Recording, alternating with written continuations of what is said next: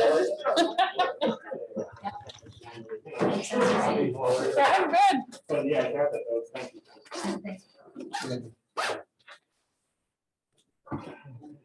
Michael, how you doing? Oh, pretty good.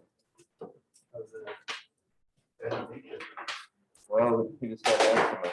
All right, I am going to call the village board meeting for June 28th to order. Roll call, please. Trustee Brochus. Here. Trustee Thuzius. Here. Trustee Brunner. Here. Trustee Paul Mikowski. Here. Trustee Hartman. Here. Trustee Kettlebaiter. That on mute right there. Here. President Langfeld. Here. All right, we stand and move our heads from the pledge of allegiance. Allegiance to the flag of the United States of America, republic for which it stands, one nation, under God, indivisible, with liberty and justice for all. All right, we have a bit of a ceremony tonight, Bill. Why don't you lead us off on this? Sure. Pam, why don't you stand out so everybody knows? So it is, as of June 3rd, it is, Pam's 40th birth anniversary. Been with the village since 1981, started as a part-time, and then in 1986, went to full-time and has been with us since. And so what we did here was we just prepared a certificate of appreciation here for Pam for her dedication and service to the village. All right.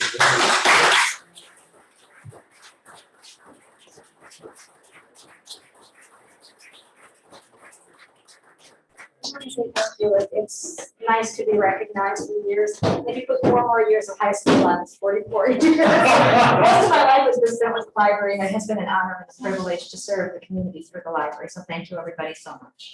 Thank you. Really appreciate it. Thanks, sir. Okay, public comment. This is an opportunity for anyone to address the village board on any issue. Please observe the time limit of 3 minutes. The village board encourages input from residents.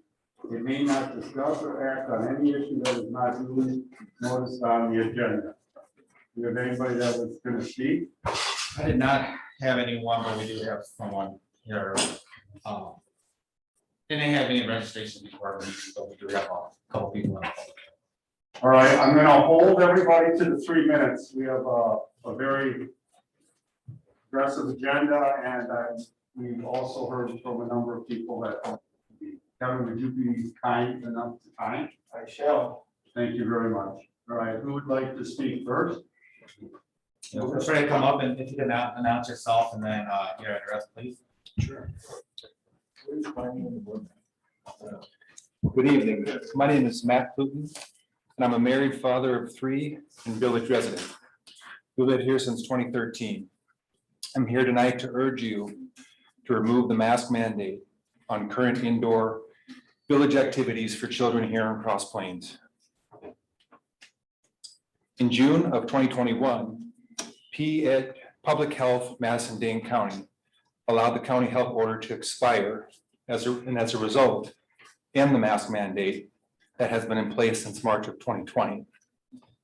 Given your decision to follow PDHMC in 2020, it would seem that the board here must have some data which describes the risk to our community in Cross Plains to support your decision to extend the mandate here in our community.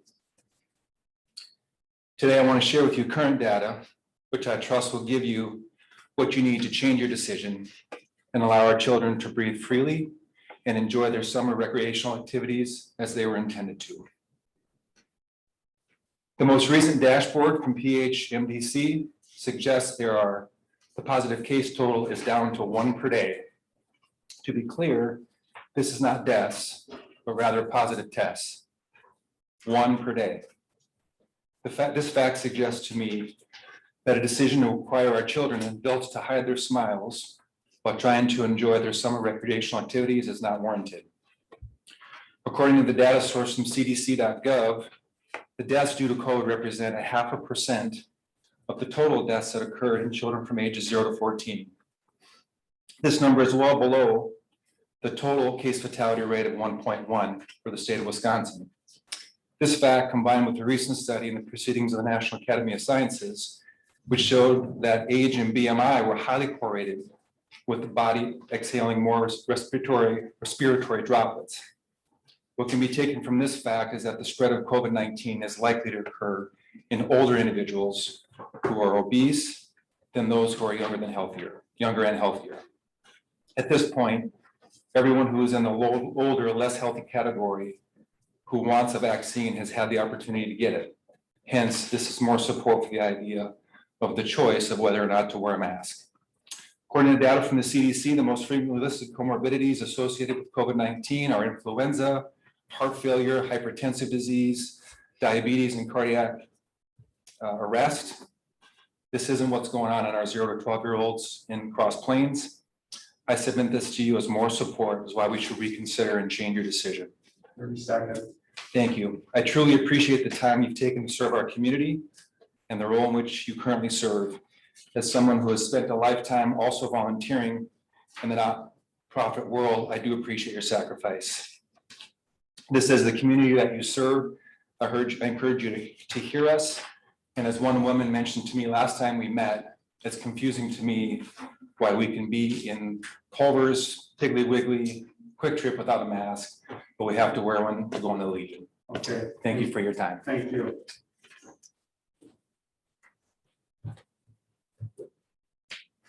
Okay, what's the protocol for wearing masks in this room right now? Our rule is to have masks on. So are we gonna enforce that rule or let this go? Unfortunately, we don't have, ordinance. So we are not, okay. There's a number of exceptions, so I assume if somebody's not wearing a mask, there's a medical exception. All right, anybody else would like to speak? I guess too, I would just like to, well, address. I'm Allison Cluten, married to Matt Cluten.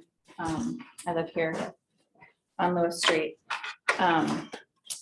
Just to further the comment with regard to not wearing masks, my children do a swim team and we often frequent the pool, and there are many of the people that are working for the village at the village pool office that are not wearing masks. So again, there's just a lot of inconsistencies with regard to the mandate that you guys put in place. So I am here again tonight, 2 weeks later, to stand before you to further and continue the conversation about your decision to require the children to mask. We strongly oppose it. We're still here asking that you guys would lift the mandate for all the reasons that my husband said and more. Again, you guys have chose to follow Dane County public mandate for the last 14 months. They've lifted the mandate on June 2nd.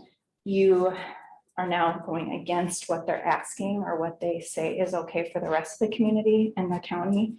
So we're just confused. We want consistency. There's other small communities like Belleville, Cambridge that are leaving it up to the choice of the parents. And as a parent in this village, we're just asking that you would allow us to be parents and make choices for our kids as parents. So again, I want to just echo what Matt said. The cases are down. There's 4 cases in children under 18 in this entire county based on June 24th data from Dane County Public Health. So the cases are down. These kids are not super spreaders. They're not dying. They're recovering at a 99.97% rate. So again, what kind of community village board are we wanting to create here? I will go back to my ballet class that my kid goes to. And this week it was, we can't touch, another 4-year-old said to my 4-year-old, we can't touch each other unless we've all been vaccinated. So again, we're taking it, again, this is masks. I'm here to stand before you about the masks. But the narrative now has gone so far that these 4-year-olds are not wanting to touch each other unless they've all been vaccinated now. So you guys, we have to realize what we are doing to our children. This is the next generation where we're teaching them that if they don't follow in line, if they don't They are suffering. I'm just here to tell you they are suffering. I know there is a narrative that says they are not suffering. They are suffering. 30 seconds. Okay. The National Institute of Mental Health suggests that they are suffering because the suicide rates are high. They're up. The hotlines are over 900%. It takes 4 months for a child to get in to see a therapist. Please listen, please remove this mandate and leave it up to the parents to choose. Okay, thank you. Thank you very much. Anyone else would like to speak? Hi, my name is Linda Elke. I'm just going to speak to you. I've worked in the schools. I work in elementary school in Middleton, and I just want to explain my observations of kids with masks. I think I did this 2 weeks ago. I'll just reiterate them. The first thing that I noticed, you're not supposed to touch your hands to your face to avoid spreading germs. Kids are constantly fiddling with the masks and messing around with them, constantly touching their faces. Hands are dirty. Masks were dirty. If they weren't dirty when they came in, they became dirty by lunchtime. Very few kids would change masks. I saw kids wearing masks 5 days in a row, teachers asking them to change their masks, to wash their masks. At that point in time, it became way more unhygienic for them to be wearing the mask than not wearing the mask. They don't fit right. They're not wearing the right ones. They're buying them at different stores around town. There's gaps in them. They're falling off their faces. They're falling below their noses. At that point in time, it becomes, what's the point of actually wearing them? Not only that, if you look on the boxes of masks, the paper ones, it actually says it does not prevent COVID. They actually have a disclaimer on each box. I probably should have brought one today, but it does say that on the paper masks. They're very expensive. We have a lot of families in this area who, they don't make a lot of money. So for them to have an extra expense to have to go out and buy masks for their kids, it's expensive for them. It's more for them to spend their money on. They're also wasteful. You see them lying around outside in the parks. People drop them. My daughter is hearing impaired. She has really struggled this last year where she's been unable. She relies on seeing people's lips when they talk, and she's really struggled. It's been very stressful for her. I also work with special ed kids. I work with an autistic boy, and it's very important whether a kid has a disability or they don't have a disability to be able to see the emotions on their teachers' faces, on the adults that they're working with. The little kids in the dance class, it's really important for them to be able to see their teacher, and if they're smiling, if they're not, to get a read on what's going on. But last, especially with these kids like in these sports, okay, if you look at the WHO, the World Health Organization, they actually said people should not be wearing masks while exercising. It makes them difficult to breathe, and it promotes growth of microorganisms. So in the end, it's actually very unhealthy for these kids to be wearing masks because they're breathing in unhealthy particles. Last, I just want to say we do live in America, and if people want to wear masks, it makes them more comfortable. I think that's what makes our place such a nice place to live. So, All right. Thank you very much. thank you very much. Yeah. Anybody else would like to speak? How about anybody on Zoom? Do we have anyone on Zoom virtually that would like to speak in regards to open accounts?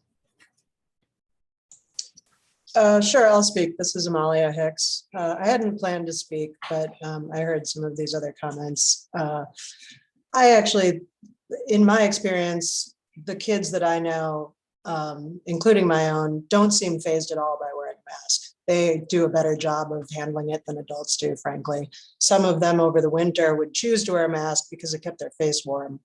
And I think with the fact that kids under 12 being unable to be vaccinated and the Delta variant going around, that it's actually a good idea to keep unvaccinated people in masks until we're actually all the way out of this pandemic. That's all. Thank you. Thank you. Anyone else? Going once? Going twice? Third time? All right, I'm gonna close public comment. We're gonna go on to consent agenda upon request of any trustee. Any item may be removed from the consent agenda for separate consideration under general business. I'm going to remove 5 and 6, and I'll be making a motion to refer it back to finance when we get to general business. Anything else? I'd second to approve the consent agenda as presented minus item 5 and 6. All right, do I have a second? I'll second that. All right, any discussion? All in favor, say aye. Aye. Opposed, same. So moved. All right, we're going to village officer report. I have nothing to add that isn't on the agenda. Judy?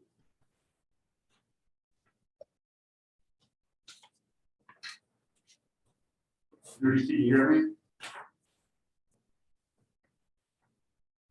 He just joined back. Is she on? He's on. Judy, we're up to you. Do you have anything to report? How about any other trustees?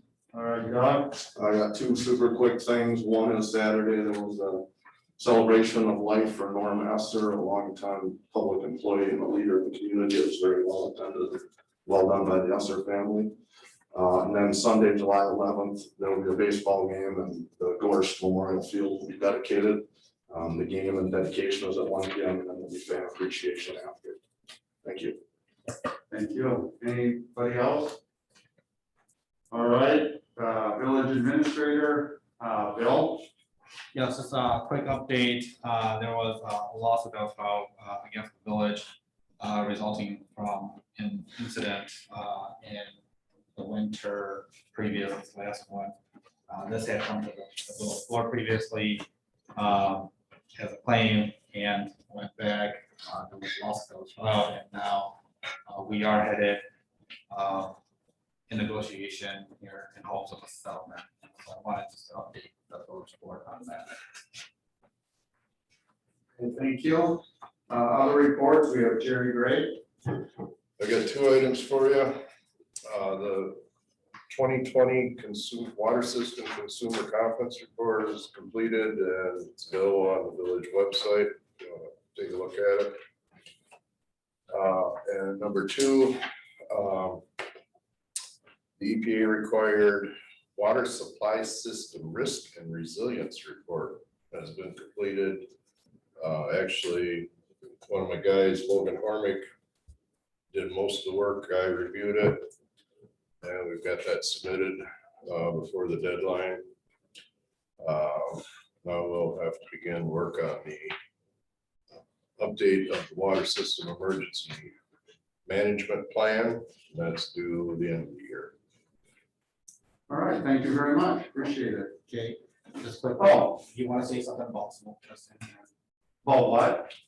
Oh, we're gonna be smoke testing the sanitary sewer collection system in the Laufenburg area as part of the lift station analysis in conjunction with the Creek Crossing subdivision.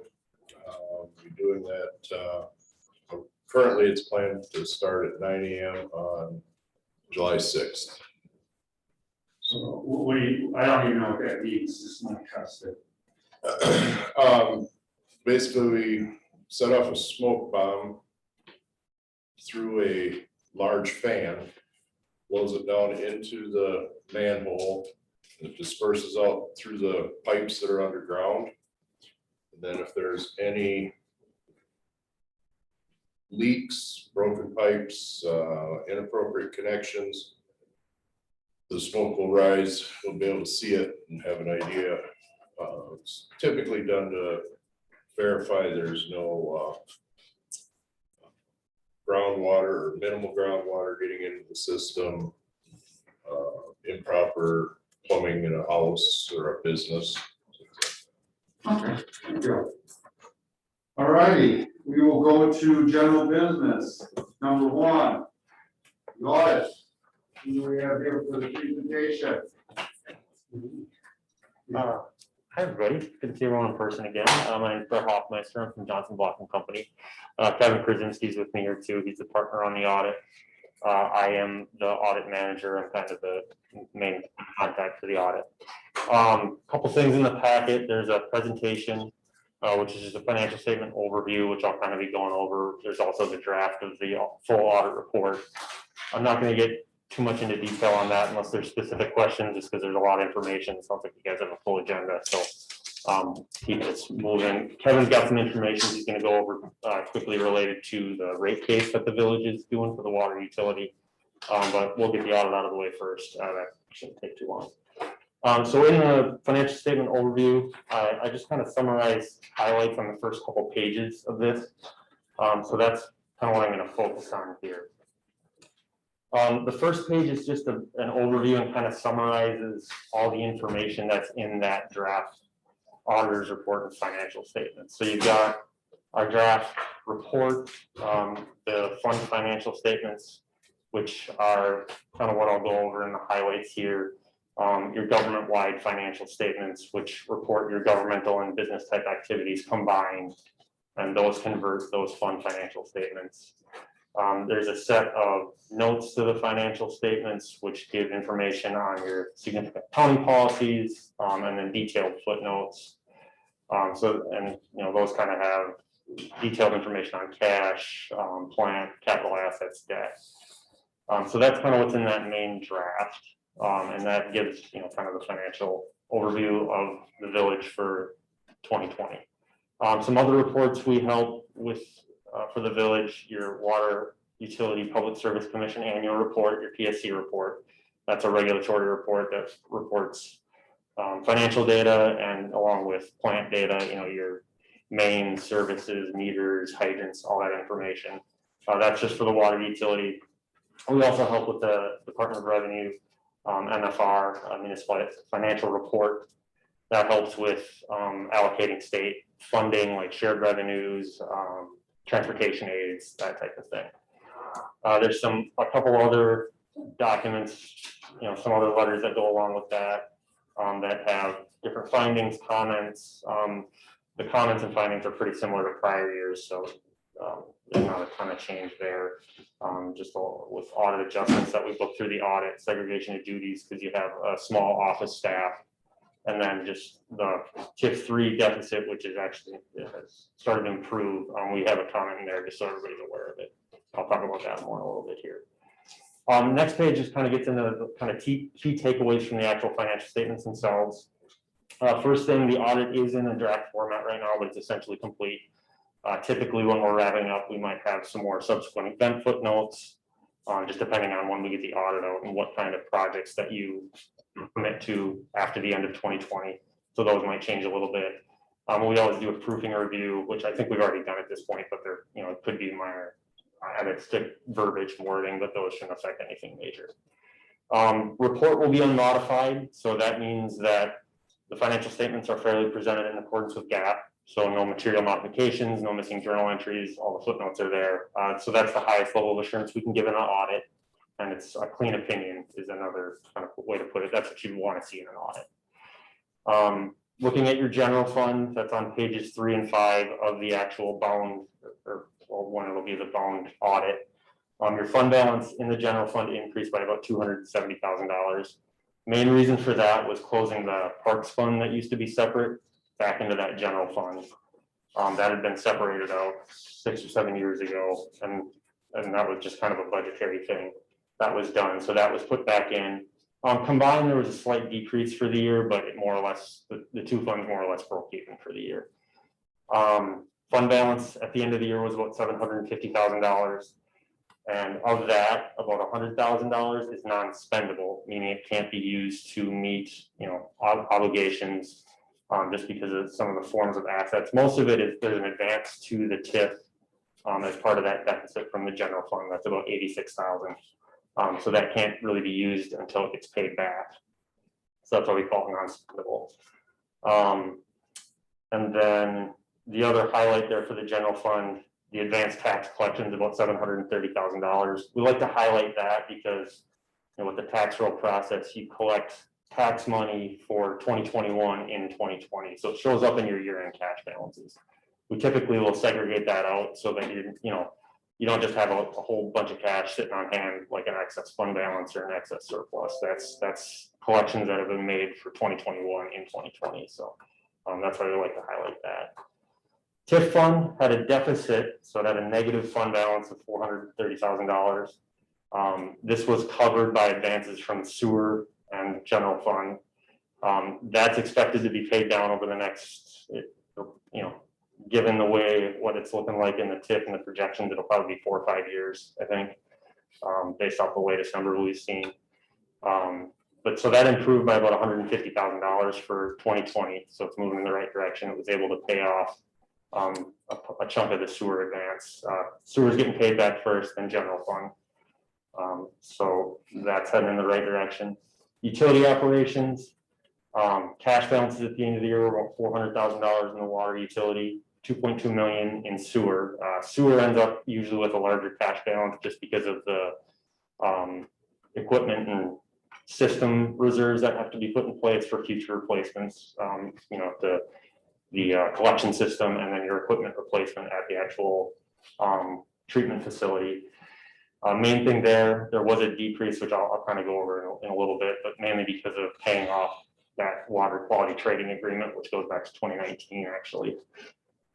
Debt balances, water utility had about $2.4 million in debt at the end of the year. There's new borrowings coming up. It'll be 2021 or 2022, I think is when the closing date is actually kind of bumped back to now on that. That's going to be for well improvements, I think primarily. Sewer debt's about 4.6 million, about $500,000 is getting paid off a year in that.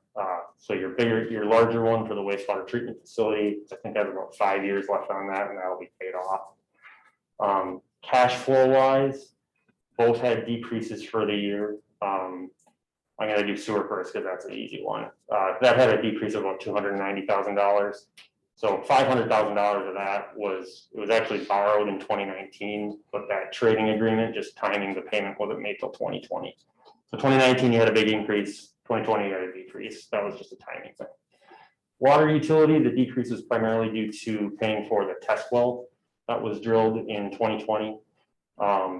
Unrestricted cash actually went up for the year, which is a positive. Main reason for that, so the cash overall went down because there was restricted money on hand from borrowing to pay for that test well to get that process started. So a lot of information in those facts. The rest of the highlights in here, if anyone has any questions on those, the draft audit report, we'd be happy to go over those. Otherwise, Kevin's gonna go over a couple things with the water rate case. Well, I got a couple questions. Yep, sure, go ahead. So I'm going to page 21. It has to do with the sewer. Okay. You have the list of restricted cash accounts. Yep. And under the equipment replacement fund, there's always been a history of a deposit of 65,000. This year I see it's only 293. I'm just wondering, I thought that was an automatic 65,000 that was put into that account every year. So that one, typically it would be, and I can verify this because it has been a little while. Went into the support. Yeah, so Okay. yeah, so you guys changed your restricted cash calculation from an itemized list to a percentage. Correct. So once you change that, you're fully funded on that restricted portion.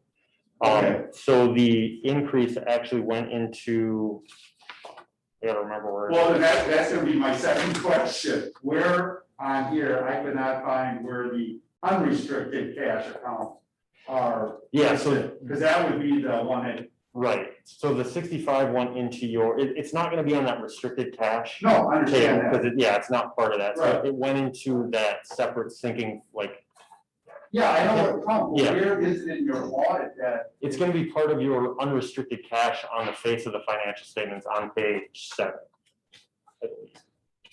On page 7? So the first line item there is unrestricted, under current assets, it's, you know, cash and cash equivalents, it's, you know, looks like what, $727,000. Right. It's included in there. That's a whole number of accounts, so. When you say, you're talking about as the city whole or just for, So it's the sewers portion, you know, it's the sewer cash balance at the end of the year. They're part of your unrestricted cash. It's included in that line because it's just a board designated account and it's not. okay, okay, on page 7, Mhm. which one is it? What line item should I be looking at? Because I'm seeing current, is it under current asset? Yep, it's included with the cash and cash equivalents in the sewer column, the Okay, $727. the 727,000. Yeah, it's a piece of that. That's where that ended up. Okay. Yeah. All right, very good. Thank you. Yeah, and the 293 is just like interest, I think, is the deposit that went in there. Okay, very good.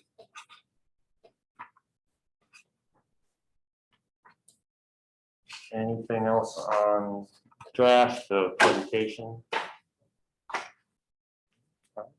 Okay. I just wanted to give a quick update,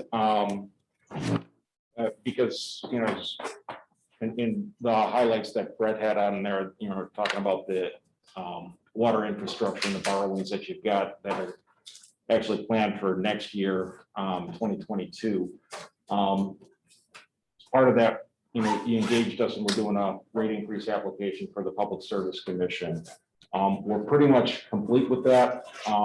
It's not filed yet. What we're going to do in the next couple of weeks is forward it over to village staff and then we'll review that and then it can get filed. Typically, what we have on that is it's a 2022 test year. And it's an application that is, you know, the Public Service Commission forwards a template on that. And usually the next year's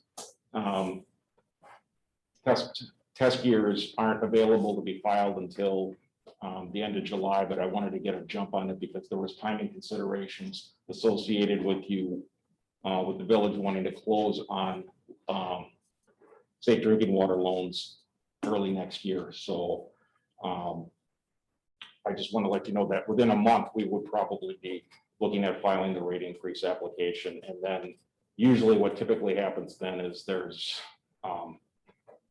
you know, it may sit for a while until the PSC comes back and asks data requests, you know, back to questions.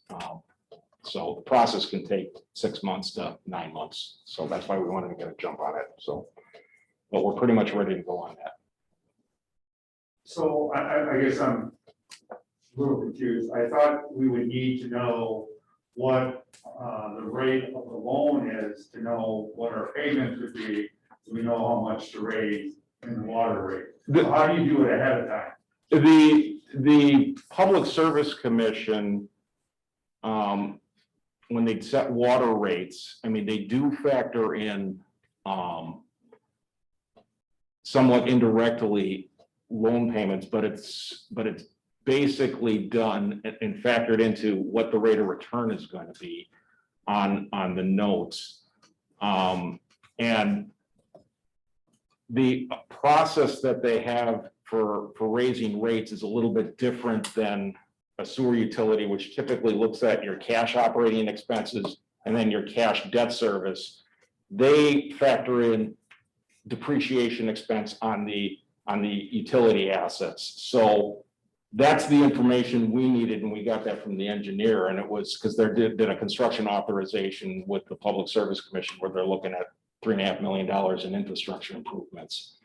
I did have a discussion last week with your engineers, and you know, I think the rate that they were estimating it to be was 1.5%, but it could change. But you know, it's we can't wait until we do that in order to file, because in order to close on the loan, it is a little bit tricky. In order to close on the loan, they need to have the rates approved by the Public Service Commission. And since that process can take 6 to 9 months, we got to get it going now. So, and quite honestly, I mean, I think we'll know in between then and now if things change, and then we can forward more information onto the PSC as we know hey, the rate we're anticipating was 1.5%, but if it ends up being 2% or whatever, we'll let them know that, and just, we have to make sure that the coverage ratios, which is the amount of net revenues above debt service, is sufficient enough to, for the markets in order to accept that. All right, and just one more. So you're gonna be covering well 3, a well house for well house 3, the upgrades to well 2, and the painting of the reservoir. Those, all 4 of those things are included within there. Timing of that, what I heard was for the well 2 well house modifications wasn't gonna occur until 2023. But we're asking for that now in a 2-step increase, so that the Public Service Commission won't allow you to get rates on that until the project is done and complete. But we're trying to incorporate all those things in there at this point, so. And what I want to do is just then sit down with village staff and say, these are the assumptions we had, and I want to make sure we got everything right, so. Anybody else? All right. Well, Thank you. very much, Kevin. Thank you. All right, does anybody have any questions for anybody on the audit? So could I have, I guess we're not taking action. So is this gonna come back when it's final for approval? Okay. All righty, number 2, discussion and possible action regarding the certified survey map combining parcel number 0707-031-4935-7 and parcel 070703149464, otherwise known as 2100 American Legion Drive. Do I have a motion? I would move to approve the action regarding certified survey map for the parcels otherwise known as 2100 American Legion Drive. I'll second. All right, a motion and second, discussion. This has been brought back. Bill, I mean, we've heard it a couple times. I can quickly just, All right. so this is a certified survey map, proposed to combine the 2 lots at 2100 American Legion Drive. Just for reference here, there is this westerly lot here, which is a triangle piece. That's the green space and a part of the parking lot or driveway. And then the second lot is this piece which includes a parking lot and a building. Each of these are zoned differently. One is commercial, the other is Main Street mixed use. The reason for the combining of the lots is in coordination with the rezoning application that's been submitted. Which is next. Let's see. I believe the easement is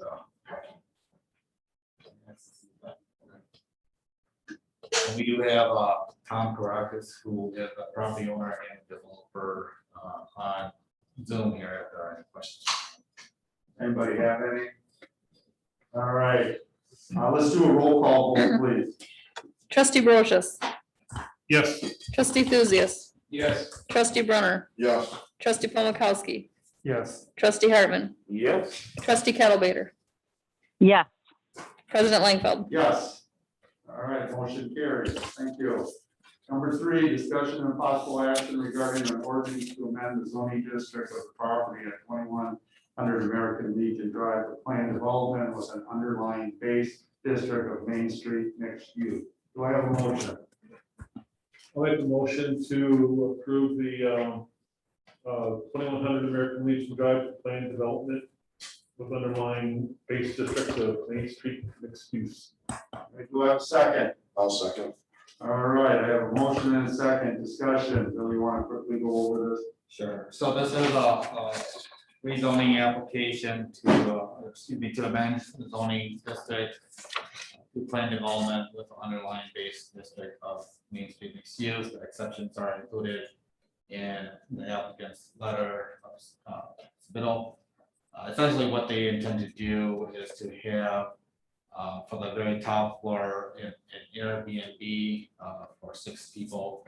The main floor will be an assembly space, which would include a deck and a patio in the back. And then we off-street parking, and with one to be ADA, for ADA parking.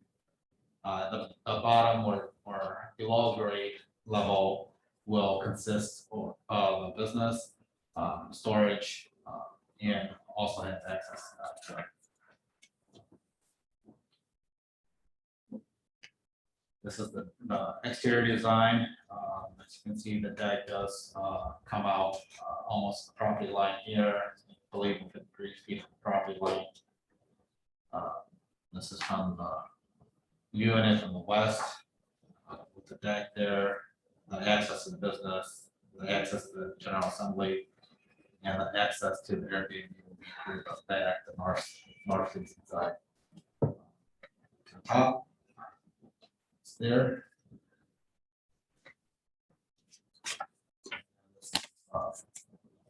Egress and access display for the 3 floors.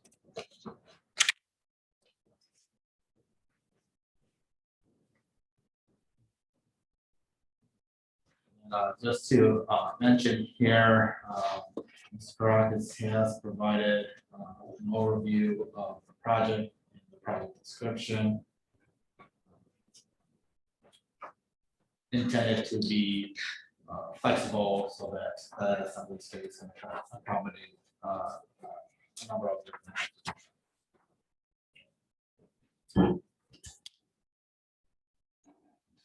Flexibilities are listed here. One being from the required 3 feet front yard setback and 10 feet side yard for signs to allow an electronic variable messaging monument sign within 1 feet of the front property line. And within 5 feet of the side yard. You want to note that in review of the document here, I believe he's got a sign.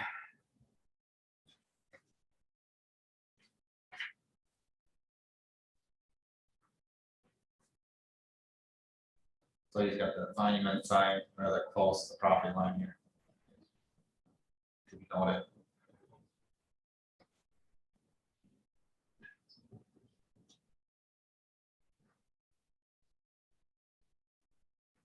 Then he's got a flexibility request from the required 10 feet side yard setback to allow for the deck to be within 3 feet of the west property line.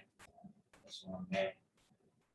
A flexibility for 5 from the minimum of 5 feet pavement setback to allow for new blacktop for the outdoor sales area. And also, I'll show you that in a minute here. He also asked that the village board combine the downtown design review committee for both the SDP and the SIP. Note that this current approval here is only for the general development plan with a simple implementation plan to come at a later point. He's not ready to submit that at this point. And then they intend to have approximately 20 events, 20 outdoor events per year. And this is in relation to ask for amplified sound, the number of allowed amplified sound days. I know that was a lot of information. I'll take any questions at this moment, but I just want to show you quickly here again the setback requirements and the setback request. The first one was the sign, we went over that. The second one is the deck. Here you can see that it's within 3 feet and 2 inches from the property line. And then the outdoor sales area that they're inquiring on would be the screen space that is in that extra lot. Proposing to pave that so that they can set up a stand for whether it be a food truck or outdoor sales to advertise during events.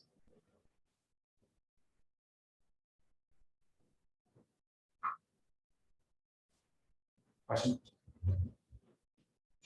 Bill? So a couple questions, on the amplified, sound, requests, there's no time of when they can have outdoor amplified sound, like we've done that in the past, that you gotta not have amplified sound after 10 o'clock PM or 10:30 PM. I'd like to see something like that on here rather than just open blanket, say, hey, you can have sound, whatever.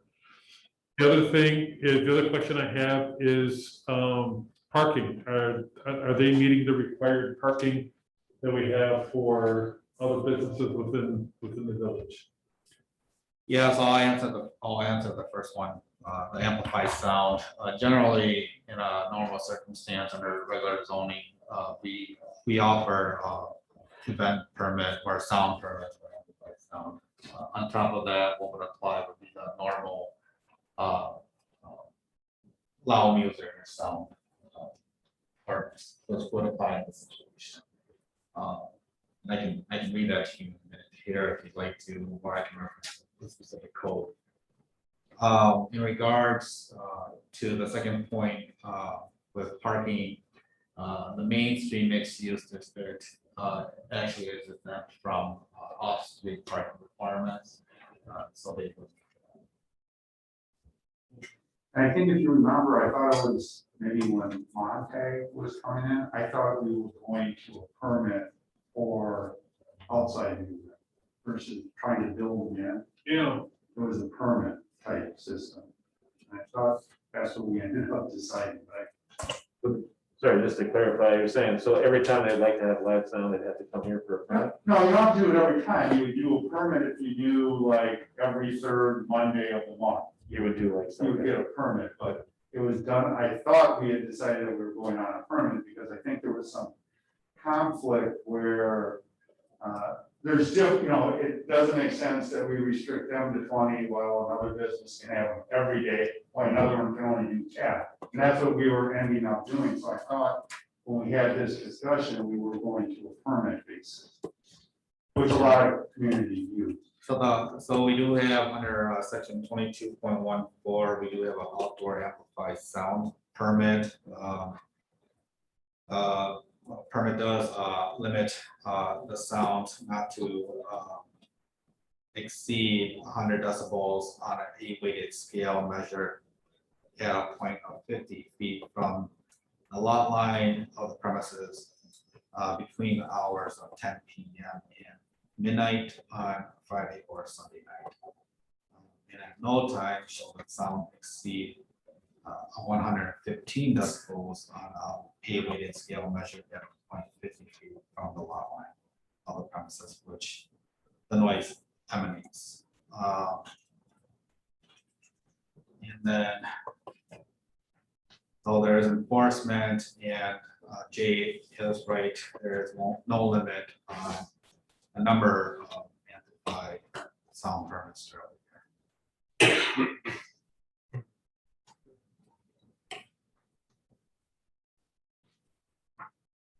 Kevin? Could you pull up that map that when you last had up to the bill chart? I was just trying to get an understanding of how far the deck would be from the right of way. So there's 3.5 feet to the property line. I guess how much green space is between that and the curb? It's more than 3 feet, right? It's more than 3 feet. Okay. Yeah, I don't know what the boulevard there is. I don't know, is there even a terrace there? It's a hill. It's a hill there and we have the road. I'm There's going up like to the library and, no sidewalk on that side. yeah. Yeah, it comes around the building and the I guess- sidewalk goes for a little bit, then it stops and it's grass. Okay, It's good because they have like a stairway that goes down to the downstairs. floor. Yeah. They got a sidewalk to that, then it ends. okay, Look, okay. I think there's enough room for snow, I guess. So it doesn't bother me that it's only 3 feet. Any other, Michael? Yeah, it's just concerning the sign. I have no issue with the setbacks as long as, I guess, the neighbor found out that they need to place a sign up there. I do have a slight concern that it'll be an electronic variable messaging one. This would be the first electronic one, like sort of in the middle of the downtown area. And I was reading the ordinance and it's more than 50 feet away from residences, but I don't know, I'm concerned about light nuisance of it changing at 3 in the morning and flashing down Main Street, because there's a lot of windows that can carry. I mean, I don't know what we could do. I don't know if we wanted to place a time restriction on it, or even in the ordinance it spoke about as ambient light decreases, the sign isn't as bright. It's just difficult to judge. Plus with new LED technology, some of it can be very intense. Yeah, but I'm thinking of the bank, Coach, the two banks, Coaches, even Walgreens, I think they use red, so I don't think that goes out as far, But bright. But yeah, but I don't know if they'll use red, because the Monona Bank, theirs is white and uses a lot of different colors. So it was just a concern of mine, it being centrally located, you could get a lot of bounce in that area. There's an apartment building right there. You just be a lot of changing light. Well, I don't think it'll go across the street, because it's perpendicular to the road, so it'd be going down the sidewalk, or like. It does, but it travels in all directions. As you can see it at an angle. Light will just doesn't go out at a perpendicular line. It's just something to think about inside of the SIP when it comes up. I don't know, I haven't done a lot of research, but it was just a thought.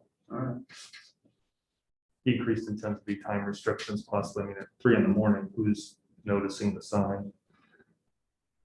All right, anybody else? I just want to add a comment to make sure that everyone knows what they're voting on here. This is for the general development plan. Yeah. really, At this point, and then the general development plan would stand for 10 years. And they would have then the opportunity to bring the specific implementation plan, which would solve the details of the design. Right, I was just making comment for things to be considered inside the specific, when it comes to the board. I wasn't saying to do all that now. All right, let's do a roll call vote, please. Trustee Brunner, Yes. trustee Paul Mikowski, Yes. trustee Hartman, Yes. trustee Kettlebaiter. Yes. Trustee Brochus, Yes. trustee Thuzius, Yes. President Langfeld. Yes. All right, number 4, discussion and possible action regarding an ordinance to amend the zoning district on property at 3025, 3027 Finney Street to plan development with an underlying base district of duplex residential 6 to create a condominium arrangement. Do I have a motion? We'll make that motion. All right, do I have a second? I'll second that motion. I have a motion and a second, open for discussion. Do you want to give a quick summary, Jeff? Sure, so this is a zoning request to amend the zoning code in district to zone this property as planned development DR6 to allow a setup arrangement by condominium. Currently, it is zoned as duplex residential 6. The reason for this would be to be able to sell each unit individually to separate owners. What you see in the packet is the draft CSM that's on the board right now, which also represents the specific implementation plan. Do note that as a condominium, they are required to submit and record a condominium plan, so CSM will not work. Their surveyor is doing that currently. We did not receive that in time for this meeting.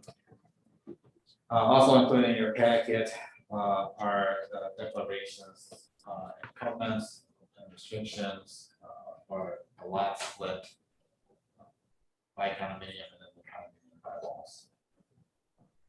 Joint features, maintenance is spelled out within.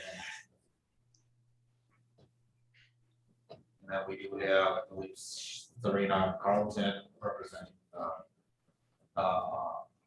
applicant on this. All right. Does anybody have any questions for Bill or the applicant? Okay, Kevin? Finally, my question really is, if the CSM or the map, what we call it, condo platform is not complete, are we really seeing the whole package today? This is just a zoning change. And you had said that it would act as the SIP too. Yeah, so the SIP is the next one. Oh, I'm sorry. Okay. So this is the zoning change, so I thought I would do this together, my fault. Got it. But to answer your question, we would hold them to represent the condominium plan, the exact same. I see. So we're back to, let's just focus right now back to changing the zone, amending the zoning district. To this property. All right, any discussion on that? Roll call, vote, please. Trustee Kettlebaiter,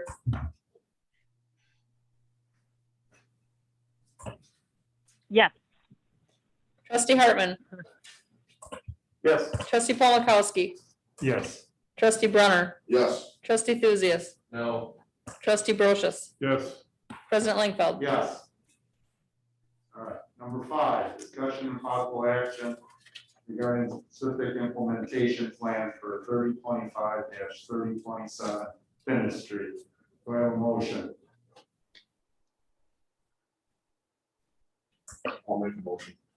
All right, do I have a second? I'll second that. I have a motion and a second, open up for discussion. Kevin, this is, I think, you want to express your concern Yeah, with this one? yeah, I'll just restate it under the right topic. Yeah, concern just not seeing the final map. That's it. The final map of the plan. Well, the final SIP, I guess. Okay. You're right. The specific implementation plan. All right, other comments? Hey, Bill, what would be the, if we voted this down and waited for the actual plan? Is that- I would recommend that the village board table the approval of the SIP until we receive the final draft of the condominium plan. To vote it down would be to deny it, and then would start that delay process. Okay, So should I move to take my yeah, motion off? Or rescind my motion, or whatever it is? Kevin, you just, or anybody just explain what it opens us up to, or what, they can just kind of do whatever they wanted if we don't have a final plan? Is that generally what the concern is right now? Just like, well, I think is, and I agree with them, we're approving a plan that we haven't seen. right. I just don't think, I agree that doesn't make good, I probably should have pointed that out and thought tabling it, I just did. We have a motion and a second on the table. So what we need to do is make another motion on top of this motion Yeah, to table this until we get okay. a final step on this. I'd amend my motion. No. We're making, I need a motion to, take, go ahead. Yeah, I'll make a motion that we table this conversation on the SIP for Finis Street until the completed SIP is brought to the village board. Second. All right, any discussion on that? So now that replaces your. So what happens here now is that if this passes, then we table it and it's still an open item. Right, So for the next meeting or whenever this is gone, then we bring it back. right, the motion still, yeah. Right. All right, let's do a roll call. Trustee Paul Mikowski, Yes. trustee Brunner, Yes. trustee Thuzius, Yes. trustee Brochus, Yes. trustee Kettlebaiter, Yes. trustee Hartman, Yes. president Langfeld. Yes, all right, so just so we remember, this is tabled until we get, and then we have that, okay. Number 6, discussion and possible action regarding a waiver request from section 83.104 regarding the construction schedule for creek crossing at St. Francis. I'll make a motion that we approve the waiver request from section 83.104 regarding the construction schedule for free crossing at St. Francis. Do I have a second? I'll second. And just so people know, this is the exact same waiver we gave Scenic Vale. And Bill, can you just make a note to put this 83.104 on the plan commission? So we can discuss and just change it. Yeah, I have the whole ordinance set to go.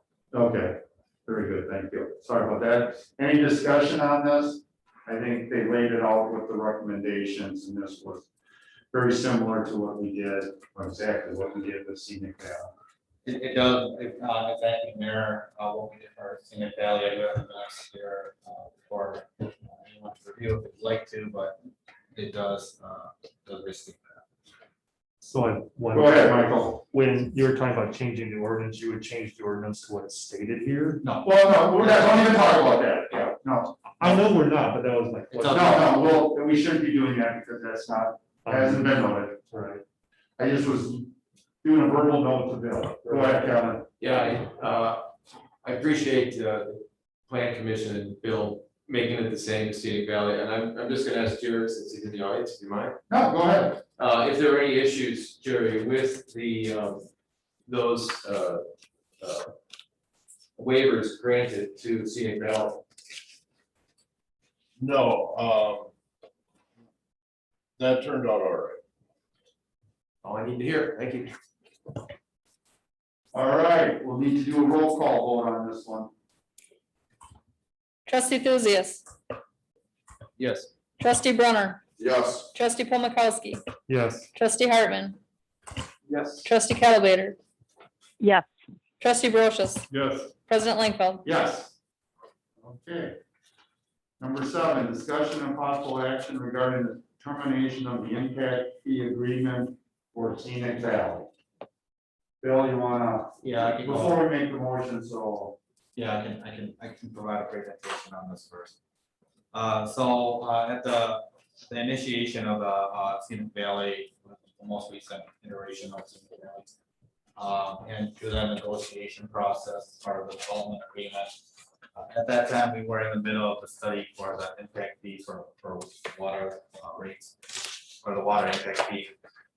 Yeah, and negotiated that, at the time, Horizon Investment Associates LLC would pay a fee to the village of $4,500 for the water impact fee. Understanding that we did not know what that final amount was, and then within that agreement, we would refund the difference upon passing the ordinance, adopting the impact fee. Today, I think there's been a handful of 5 homes that have been paid under this arrangement. We are now having an issue that come back to the developer because the village board did adopt that ordinance, creating that impact fee. What we are proposing here would be to terminate the impact fee agreement with Horizon because it's not needed at this point. The 2 items that were in the agreement included both the water impact fee, which is now adopted by ordinance, and it also had in there for just security reasons there, the playground improvement fee, which is already in ordinance, or it has been in ordinance since 2018. Only difference here is that instead of the onus being on the developer to make sure that they pay the fee at the time of transaction, we as staff need to make sure that we catch it whenever the title company calls it. So, and in talking with staff, been doing that, that is something that is in our normal line of work whenever the title company calls it. So instead of collecting the money and refunding the money back, we thought this would be more efficient. Well, everybody understand that we're basically getting rid of this agreement, and then they'll be following the ordinances that we've already passed. This was put into effect before the ordinance and the calculation. So I'd like a motion to terminate and refund the difference. I'll make that motion for staff recommendation. A second? I'll second. All right, any discussion? Okay, Bill, so wasn't part of this fee, I don't recall, but I know that one of the things that had to be done was put a repeater in, it's not a repeater, but a station in between, I think it was sewer maybe? Yeah, lift station. A lift station, yep. Was that part of this fee, or was that completely separate item? That was not, no, that was a separate agreement. That was a cost recovery agreement, that's what we entitled it. But that is a separate agreement that is not, won't be impacted by your decision. Okay. Great, thank you. Anybody else? Yeah, just clarifying, so it puts the pressure on the village to get these fees instead of on the developer, is that generally what I just heard? No? The developers Yeah. still gonna collect. Yeah, so the responsibility to enforce the ordinance is the village's responsibility Instead of the developer? instead of the developer. Under the agreement, it was the developer. Got it, okay, thank you. All right, go. I'm a little confused why, I mean, we talk about the playground, so in this agreement. Correct. But there's an ordinance. Correct. So why do we put it in this agreement? Because if we can't terminate this agreement, the ordinance will still be in place for the playground. That's correct. Correct? That's one question. And two, the agreement says 4,900 and the memo says 4,500. Is that just a typo or am I misreading something? Yeah, it's 20, yeah, so it's a typo on my phone. Okay. So it's 2,900 for the. Okay, so they're gonna be getting back roughly 3,000, whatever it was, 400 or something like that, for a lot. Okay, thank you. And one other question, so the title companies always contact you before a property is acquired? Because, nobody needs to get title, everybody, you should, right, but nobody really, required to get it. So I believe that's a good question, Bobby. As far as I know, Renee handles them, but we get them, yeah. Yeah, like if there's a lien on it, sure, but if it's cash. Yeah. I think where these people get caught up, when they have these special agreements and stuff, and they're worried about it having an effect on ownership. And then we kind of dealt with the apartment building, we have these agreements put into place, and then we make official ordinance, but then we don't go back and then the agreement, but when the banks, the financial institutes look and search, they find these agreements. So this agreement's showing up on title when they leave it search, this? Yeah. Okay, Yeah, well, that makes sense. One is- Yeah, okay, all right, thank you. All right. Any other discussion or, Bobby? I was just gonna say, for this subdivision specifically, Becky has a very detailed checklist for each lot, and that's one of the things, so we wouldn't issue a building permit or, that type of stuff until these fees are paid, so we got a good process in place. Yeah, I mean, the same agreement applies to all new plots. Okay. Or orders, thank you. All right, anything else? All in favor, say aye. Aye. All the same. So move. All right, number 8, discussion and possible action regarding the 2021 compliance maintenance annual report. Is this Jerry, who is presenting this? Yeah, so we'll have Jerry present this. Go ahead, Jerry. Hopefully you all glanced through it and saw my memo. This is our annual report card for how the wastewater treatment plant is operating and being operated. We did real well in all the categories except the first one. That is in regard to the loading at the plant. Kind of inversed this year. The last couple of years, we've had a problem with water volumes, flow volumes. It quit raining. Groundwater went down.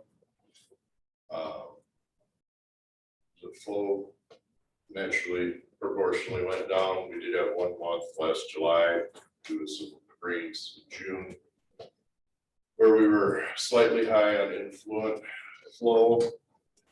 But what we did see a marked increase, and it's still continuing to this day, is the biological oxygen man loading at the plant. That's a measure of how many solids are coming to the plant that have to be processed and removed from the stream, waste stream before it's discharged to the creek.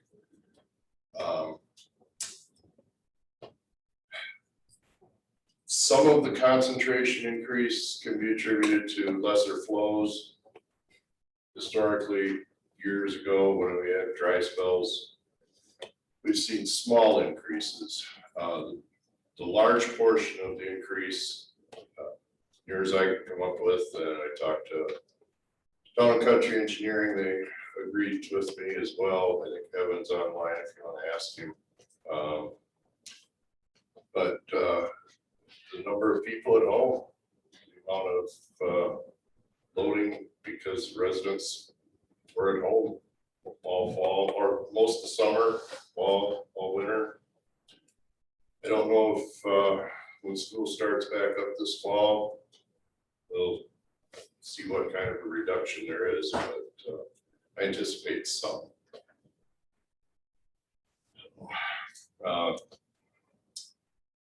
This section will, well, the entire document gets reviewed by the DNR. Takes a couple of months before we hear back from them. We may or may not get comments regarding this issue. It probably depends on how many other communities they see something similar to this going on. And if we do get comments back, then we'll have to address them at that time. I don't know what the comments may be, so I can't really even speculate yet. Does anybody have any questions? All right, and we need approval, so this can be moved on to the DNR. That's correct. Yeah. Oh, go ahead, Michael. You might answer this before, Jared, but my question is, if we have a lot of rain and the influent water goes up, is that okay? Or is there holes in the collection system that need to be fixed? There are undoubtedly some holes in the collection system that is owned by the village. We do have a study scheduled for this year. This little bit we're doing in Laughlin in a couple of weeks, that is going to be the very first piece of it. Right, okay. It's more likely that the majority of the water is coming through laterals that are privately owned. Even though they're not supposed to be, there are occasionally we come across sump pumps that are hooked up to the sanitary system. Things like that. So low groundwater, some pumps aren't running as much also. Correct. Yeah. Okay. Okay, thank you. Anybody else? All right, could I have a motion, please? I'll motion to approve the 2021 compliance maintenance annual report. I have a second. Second. All right, any discussion? All right, all in favor, say aye. Aye. The same? So moved. Number 9, discussion and possible action regarding the approval or renewal of the following licenses for classes for the period of July 1st, 2021 through June 30th of 2022. We'll do them one letter at a time. Do I have a motion for the cigarette and tobacco products retail license? So moved. Do I have a second? Second. Do I have any discussion? All in favor, say aye. Aye. Same. Move on to letter B, Class A intoxicating liquor and Class A fermented malt beverages. Move to approve. Do I have a second? I second that. All right, any discussion? All in favor, say aye. Aye. Opposed, same. All right, letter C, Class B intoxicating liquor and Class B fermented malt beverages. Do I have a motion? I move to approve that. Second. I have a motion and a second. Any discussion? Okay, Bill? So I think Coaches is on here, but I thought Coaches closed their door. They're still requesting Yeah. a Class B? I can answer that. Yes, they are. They're still requesting it. They Okay, submitted an application. Okay, I'm just curious. It just seemed kind of out of the ordinary, but that's fine. Well, it's easier to sell a business if you have a liquor license. Oh, good point. All right. Okay, we made a motion and discussion. Okay, all in favor, say aye. Aye. Aye. All opposed, same. So move. All right, under D, operators licenses, bartender licenses. I'll move. I'll second. Okay, a motion and a second. Any discussion? All in favor, say aye. Aye. All opposed, same. All right, thank you. Number 10. Okay, Oh, sorry. I'm just looking at the sheet, the page 225, it's Class C wine license, but it's not on the agenda. Only for Crossroads. okay.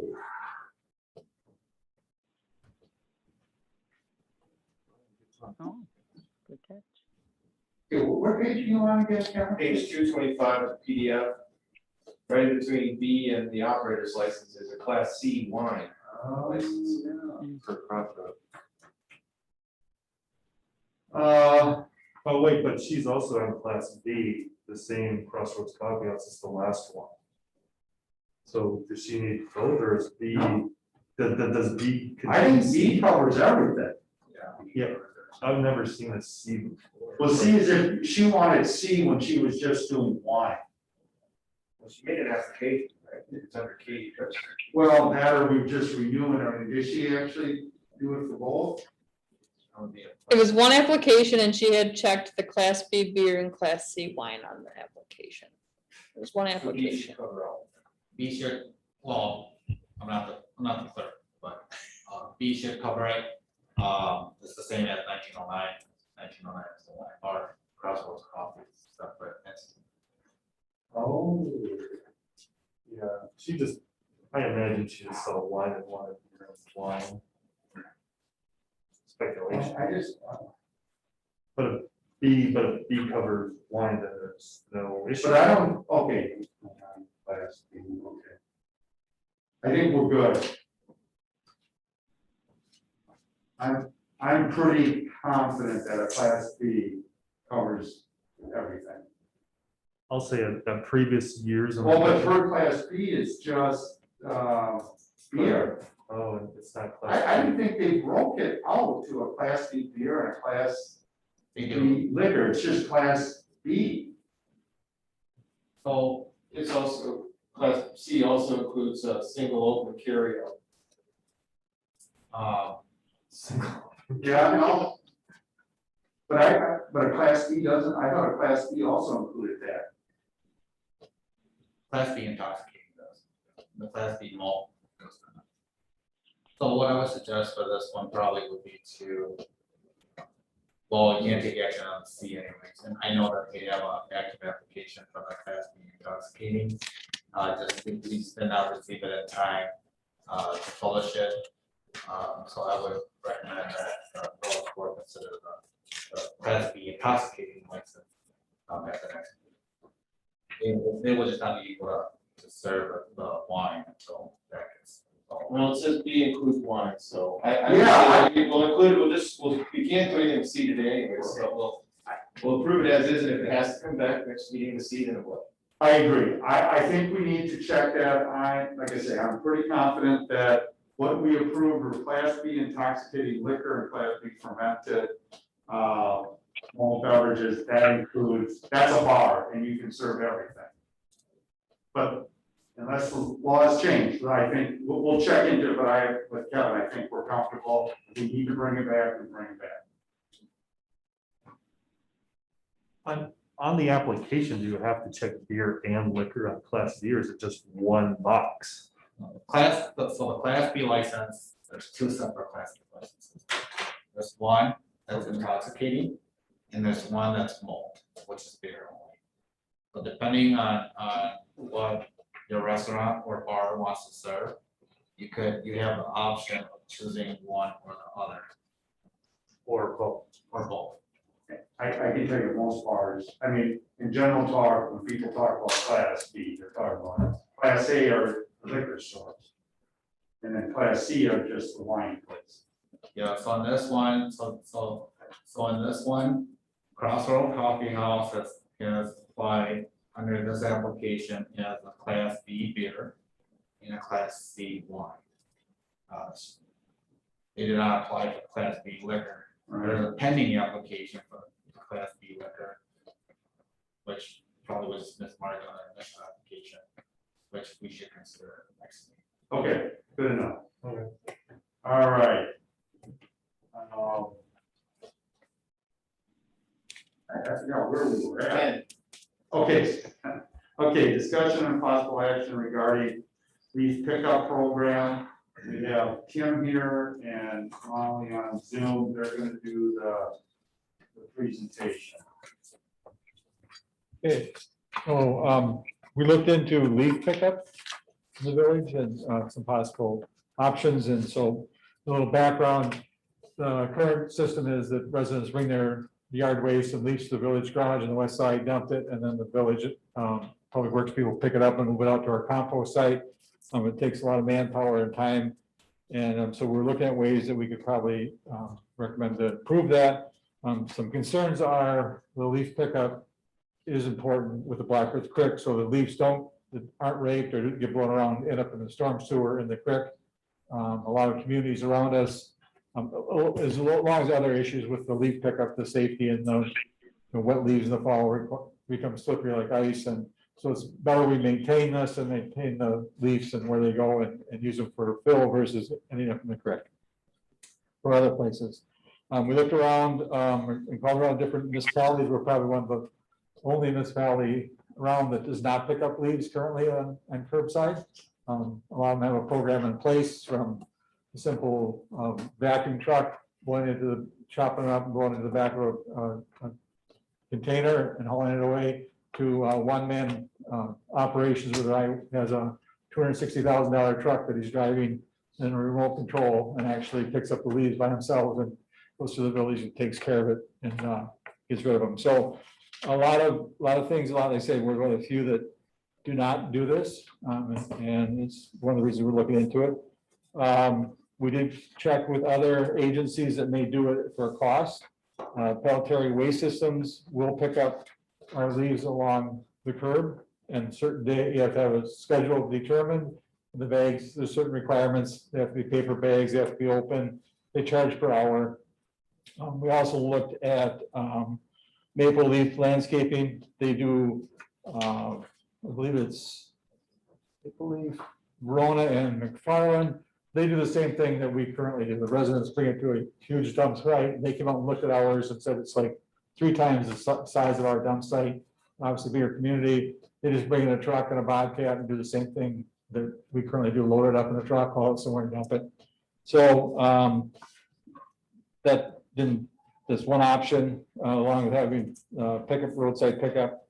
And then Barnes Landscaping for a private company, we as well contacted them, and they never really got back to us as far as what to do, if they were interested in being a provider for us and how they would do it.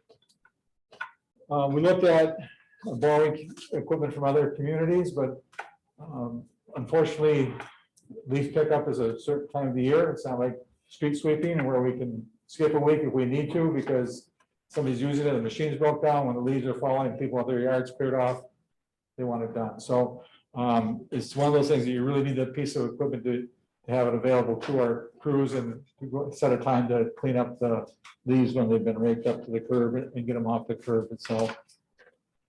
Cost estimates went from a new vacuum type blower that's pulled behind a truck with a hose that attaches to blow the leaves into, at $60,000 for a newer one, and up to, like I said before, $240,000 for the simple truck manned by one person with remote controls and sucking up the leaves on a basis. So a wide variety. And then of course, there's the third option that is out there, is to buy a piece of used equipment to see how it works and to get a feeling for how this would work in the village. So one of the proposals then is to maybe do a test site in the community. And the area was looked at was kind of in the northwest section of town, Park Street, Main Street, down to Mill Street, down the older section of town where there's more, the older trees and a lot more leaves, to try and see how this would work. So that is a suggestion that would go into place if we were to try a trial, get people used to it. And hopefully that would maintain a log and some timesheets and see how this works for an overall village project down the road of having it to be an annual or twice a year event where residents are told when they're going to be picked up and have the curbs, the leaves to the curb, so the public works people can actually go and do that. There was a map included in your packet. We kind of outlined that area where we would do the trial area. Jerry was actually able to find a used piece of equipment that is included with your packet as well, I believe, for 17,500. I'm sure there'll be some other costs associated with modifying the current trucks and boxes that they use for picking up snow for the leaves. There are some benefits. The leaves that people will still continue to bring out, I'm sure, to the village garage as they rake their yard and want them gone and don't want to wait for the next week or when the next round is for their section of town. But that the vacuum could also be then utilized at that location to help suck up and chop up the leaves, which makes them a lot smaller and starts to mulch them down already by just taking the blower or the vacuum and the truck there versus trying to load it all by tractor and bobcat, put it on a flatbed and haul it away. So I don't know if we need a. I just want, does Molly, do you want to add anything?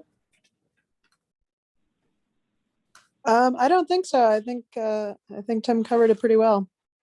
Thank you. Yep. All right, any questions for Tim? Otherwise, we'll go to discussion. All right, thank you, Tim. All right, comments, thoughts? Bill? Gary, still here? Yep. Great. So one of the questions I have is, we want people to put leaves on the lawn of the curb, but they'll spill over onto the curb and go into the sewers and all that. What kind of issue would that cause with water treatment?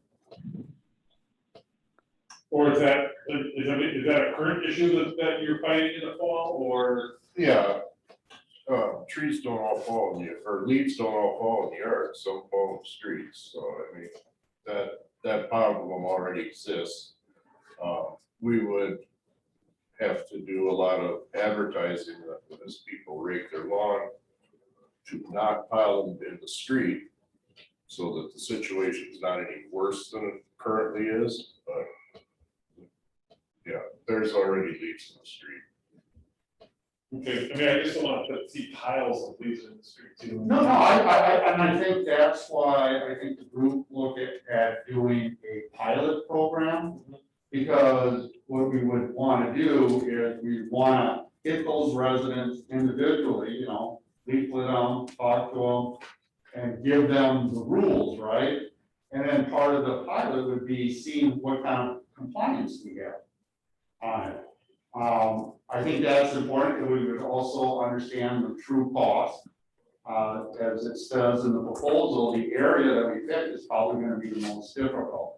You have volume, you have dead end streets, you have cul-de-sacs, you have a mixture of residential business, and you have our busiest street. So the idea here would be to educate, and then we would collect the data. The staff would collect data on how much time it takes them, what problems they run into. We talk to the community, what did it work, did you use the service, whatever.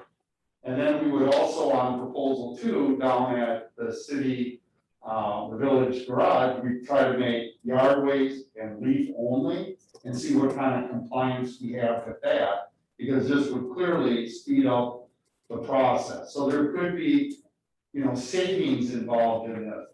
I end up getting about 4 to 5 phone calls every fall.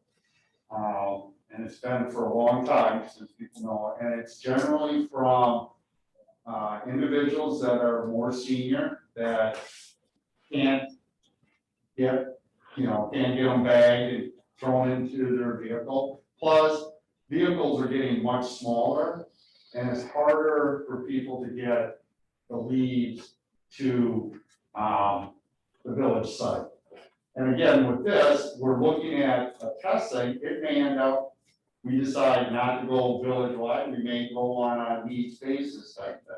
I don't know, but what I think this does is gives us an opportunity to see how that would work and what the true costs would be. You know, we need to do a good cost analysis on this. And I think while the piece of equipment that Jerry has found is 17,500, if we try it this fall and it, you know, we decide not to, we're gonna be able to sell that for something, but we've already built in, there are some savings that we've calculated just by the machine mulching up the leaves and the reduction in time. We're not talking about closing the compost area, right? Oh, no, we can't do that. Okay.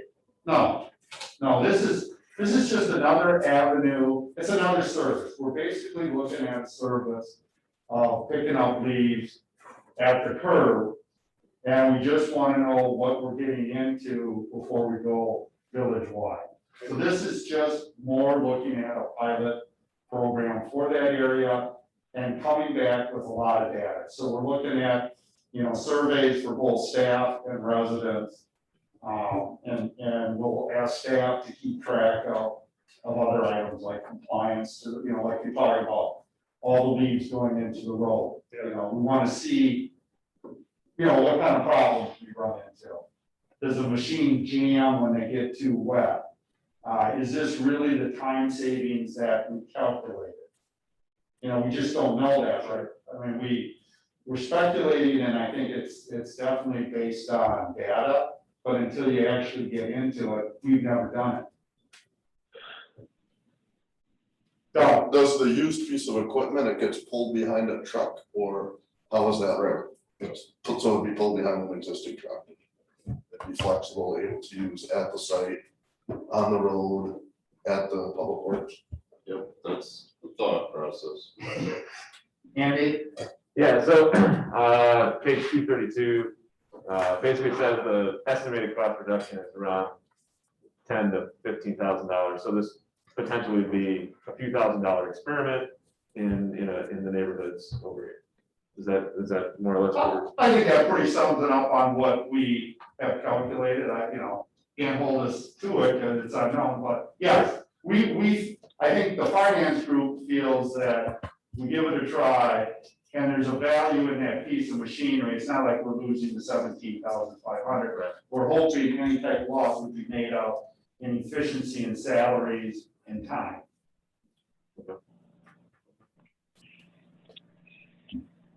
And a service for the village. Yeah, right, right, absolutely.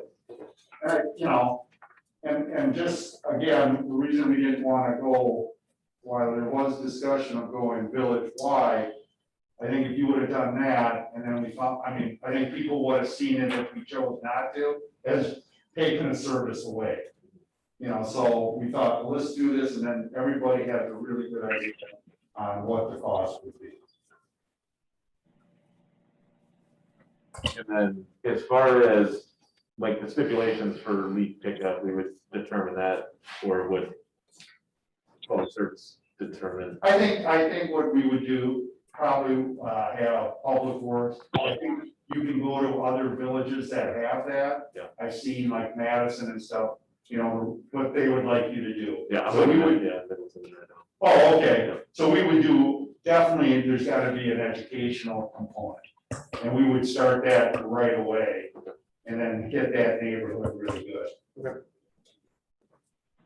I'll just make a comment that I like the process of involving a citizen committee and then also looking at doing something a little more unique, doing a pilot, seeing how it works before we invest a lot. So I like the idea. I think it's a good process. All right. So I guess we would be looking, if there's an agreement on the board to move this forward, I think, the big, hurdle we have to look at is where we're coming up with the 17,500. I think there's some options out there. We haven't borrowed yet, so that's always an option. I don't know what we have, what we're running in on fund balance, but maybe that's another option. So what would be people's comfort level on the financing of this?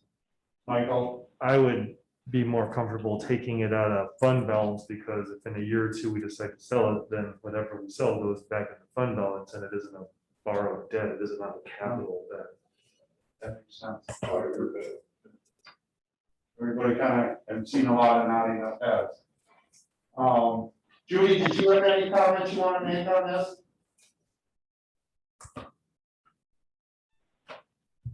It helps when I unmute myself. No, I agree. I like the idea of doing it as a pilot, and I like taking it from the fund. Oh, perfect. All right, very good. Can, do I have a motion? I'll make that motion to try the pilot program with the used leaf vacuum for 17.5. Money out of the fund balance. All right, do I have a second? I'll second that. Any discussion? All right, all in favor, say aye. Aye. Opposed, same, so move, very good. All right, 11, approval of updated job descriptions. I was the one that, between the preliminary and the final one, I pulled this out of consent, and the only reason I pulled it out of consent is with the bigger issue that I would like, what currently complaints, if you read our ordinance and our policy, has to be handled by the administrator.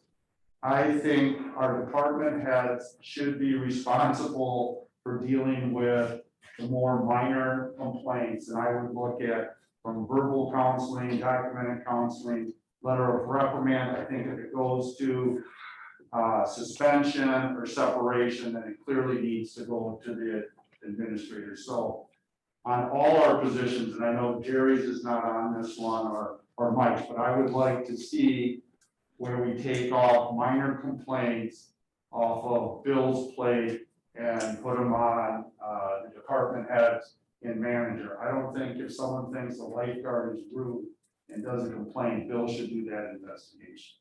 You know, I think that's something that should be done by department head. So I guess we can go through each of these, but I just wanted to let you know is that's what I would like to add to any of our staff that actually supervises other staff. But I'm used to that from where I was working. That's what supervisors did, but I don't know if that's how it's set up with everybody or people. It's just, when we were a small community, it made sense. But now we have so many staff that I just don't think it's a workable process anymore. So that's it. Did someone wanted to say something? Yep. Hey, yeah, it's the first time you guys ever had to tell me to speak up. I totally agree, and I think that's the way it should be. So if they do go to, just for an example, so they would go to Jerry, but then if they didn't get, could they go to Bill after Jerry? But you're saying the first stop would be the department head, and then they could go to Bill after that, right? Did I hear that correctly? Yes, Okay. that would be exactly correct. It always Perfect. ends with Bill, so there's always that next step. Right. Yes. Okay. Then my only other question, and this is one of them, on the administrative assistant, where it says they have to have a valid driver license. Is that the one that goes around and checks the waters? Bill, do you know? That's correct. Yes, that's correct. Why? Okay. Perfect. Okay. Nope, I agree with everything then. Thanks. I just want to make Okay, go ahead, Bill. a quick note on the complaints discussion that will also have to be changed in the employee personnel manual. Yep. To reflect the job descriptions. Yeah, what I would propose, I'm not gonna necessarily do the wording here, but what I would like to do is put this on a future agenda. And I would really like if maybe a couple trustees and a couple staff members, come up with the wording on how they want that done. And we're not gonna talk about it tonight. If we don't have that interest, we can copy it from somewhere. Like I say, I think it's pretty common for managers to actually investigate complaints of their staff. I agree. So I just wanted to point it out, so I would ask that we still, unless people have other topics that we want to change on A through D, that, like I say, this was on the consent agenda. I took it out because I just wanted to get the feel of where it has the lack of them doing supervision. Okay, I got Jerry and then Michael. If you're gonna add that to my job duties, or you're gonna add it to my job description, Yeah, I would probably be. I would. Yeah. Yeah, we would do that. I think we already do it informally, right? I talked to you this winter about something, technically that, you dealt with it, right? Yeah. Yeah, I didn't know what the process was until, we were looking it up when I saw the lack of it in these. Michael. Guess my question is, how many complaints are there against, or that are brought up concerning village staff a year? I mean, are there 3 or are there 300? There's, I think it's hard to judge because I think a lot of us, I don't know, for me to send something to Bill and write it up, it would have to be pretty serious. I just saw something this winter and I called Jerry and I said, hey, I saw this, it doesn't seem like this is how we should be doing it. And I left and he says, I'm gonna take care of it. That to me was a complaint, but I would never brought that to Bill. I just assumed Jerry was in charge of his people, so he would deal with that. I don't know. We'd have to talk to department heads. I don't know if they get complaints at the pool or at some of our recreational. I don't know. I think, some of the items that we're concerned about here are, what I want to say, so the personal policy directs for certain complaints to come to the village board, some complaints come to the village commission. No matter what level of violation. And so I think there needs to be some clarification, but I think that extends beyond today's conversation. Yes. For job descriptions, and I think what Jay's trying to say here is that we need to make an adjustment if the board sees fit in the personal policy manual in addition to the job description, so that they match the current practice. Very well said. All right, so we'll end that discussion and we'll be back on the agenda in the future. So we're to the approval of the updated job description. Does anybody have any concerns on A through D? All right, can I have a motion to approve the job descriptions that are stated A through D? I'll make a motion that we approve all the updated job descriptions from A through D on the agenda. Second. All right, I have a motion and a second. Any other discussion? All in favor, say aye. Aye. All Aye. opposed, the same, so moved, thank you. All right, number 12, discussion and possible action regarding face masks at village indoor facilities and village meetings. All right, who would like to start this one? Can you hear me? All right, so when COVID hit and we as a board met, and back in March and April of 2020, we were very concerned about the community, we were concerned about ourselves, our families, and we committed to following the the Madison Health Department and Dane County Executive Emergency Orders as a village. Which I think we did flawlessly, and we did a really good job of that. On June 2nd, the emergency order 16, which was the last emergency order that was put out by Madison Health in Dane County, had expired. And there is no more mask mandate in Dane County. So I still feel that there's enough scientific evidence, and that's what we're talking about. There's enough scientific evidence that one, especially when we're talking about youth don't need to be masked up. I think it's a parent's responsibility. If they want their kids masked up, that they mask them up. If they don't want their kids masked up, they don't. I think there's some, I'll just kind of leave it at that. I think it's a parent's responsibility that they should be able to have that ability to say, yes, my kid should wear a mask or my kid shouldn't wear a mask. And if we continue to have this mask mandate up to September 1st, and someone doesn't come in wearing a mask, they could be bullied. There's a lot of things that could be happening to that child. And, and what we're looking for is for kids to have a fun, eventful summer in Cross Plains. And if you're forcing a mask inside, I know we're not doing it outside, but if you're forcing it inside, I think that takes away some of the enjoyment from these kids and makes it more difficult. So that's where I'll start. All right, I'm gonna go with Doug and myself. I'll be in there, don't worry. Okay. I just want to make a couple of comments. The first is, we voted on May 24th. So I had expressed concerns that I'd like some more information, some more data, what school districts we're gonna do, what other places we're gonna do on June 2nd or June 3rd. I don't feel we have all of that. My reasoning for continuing the mask mandate is to be better safe than sorry. Quite honestly, with the number of exceptions, when I see somebody without a mask, I assume there's a health issue or they have an exception. I don't get as upset or worried about who's got a mask on, who doesn't. I know that it's turned into a lot more than a health issue. I also recently traveled to Denver for work, and airports, it's still required. Mass transit, public transit is still required.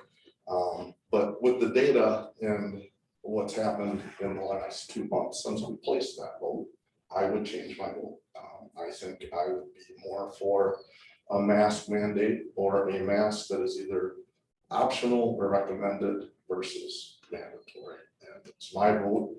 My information that I have today is different than the information I have on the 24th. So I would relax it based on the information I have today. I just wanna make a clarification. While the mask mandate has been lifted, it still gives the right of businesses and governments to set some of their own standards. So while the county no longer requires it, it does not mean that we can't have it.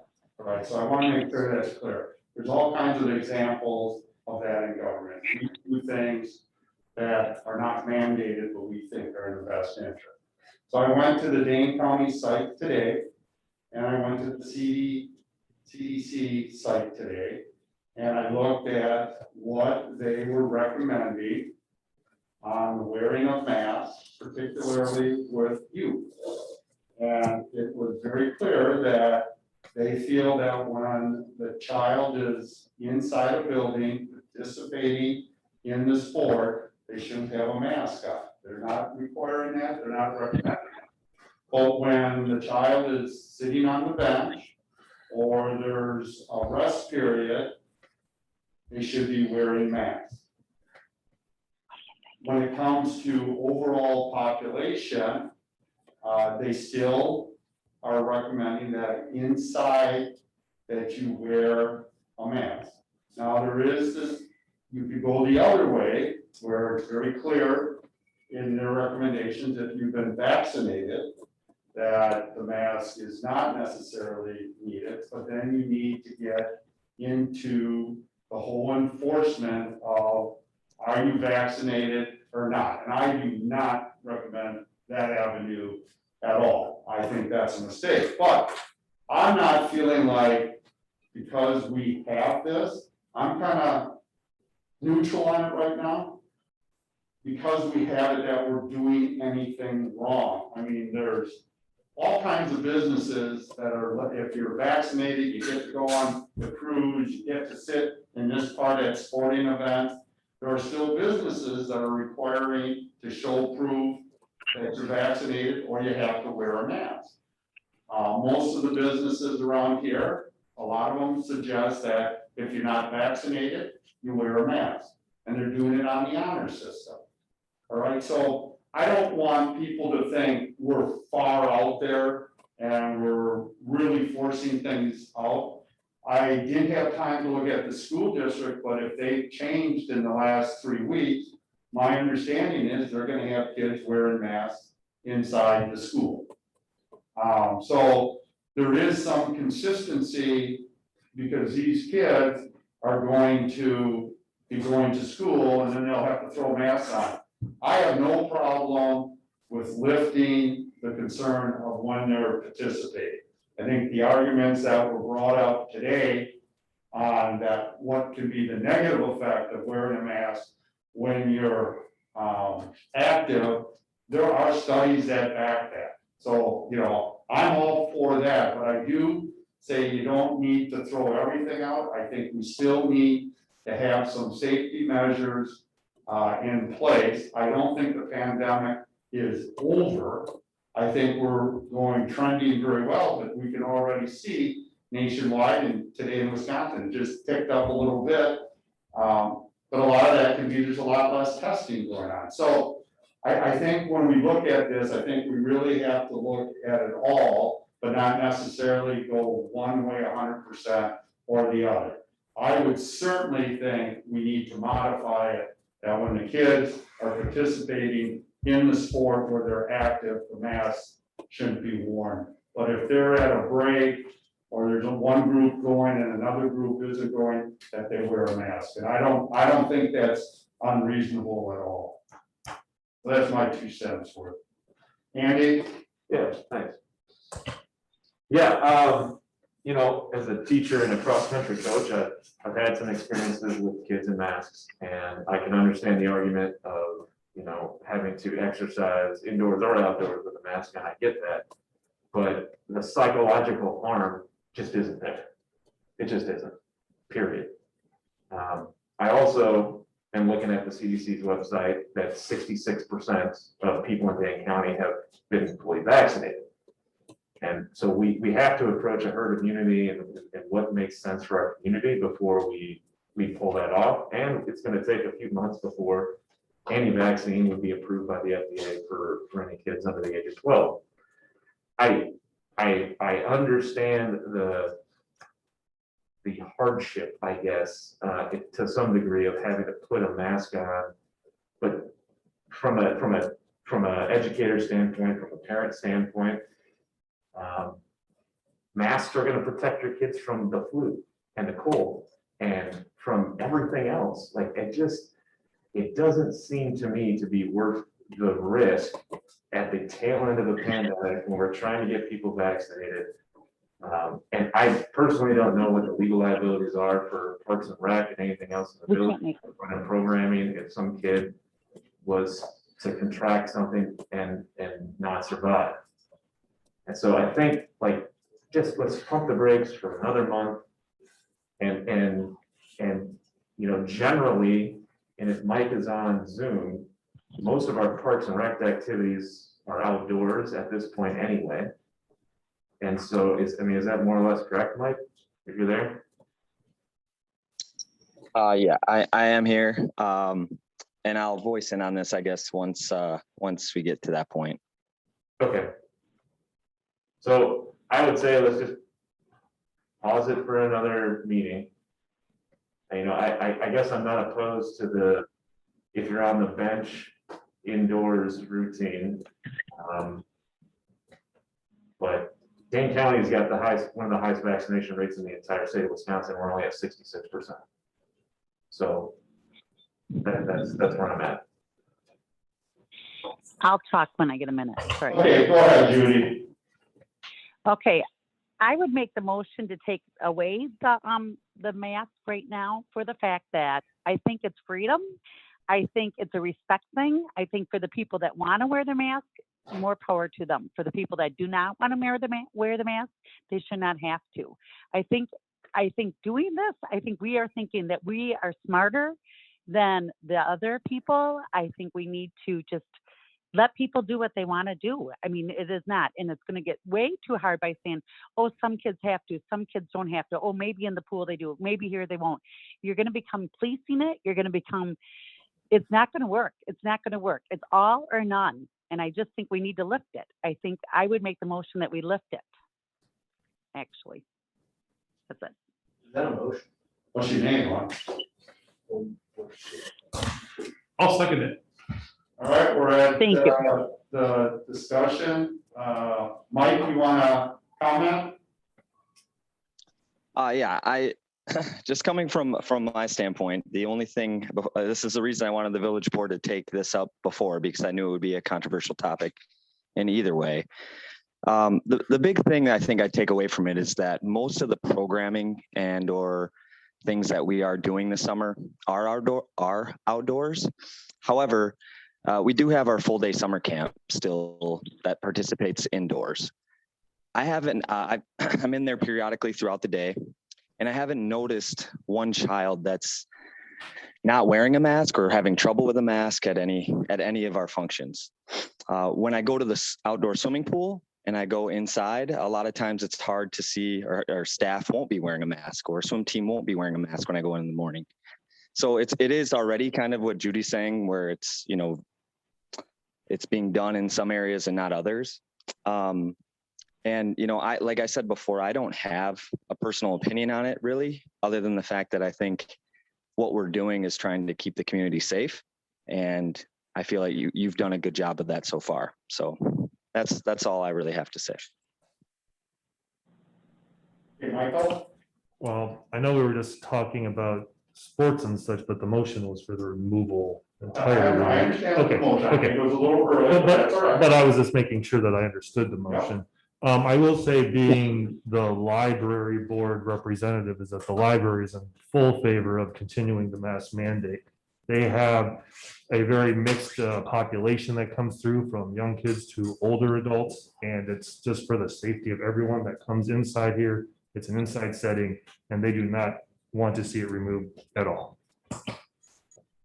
Bill? So if I can just talk on that for a second. So we've known for a year that the most vulnerable to COVID is the elderly and people with multiple issues, health issues that they have, right?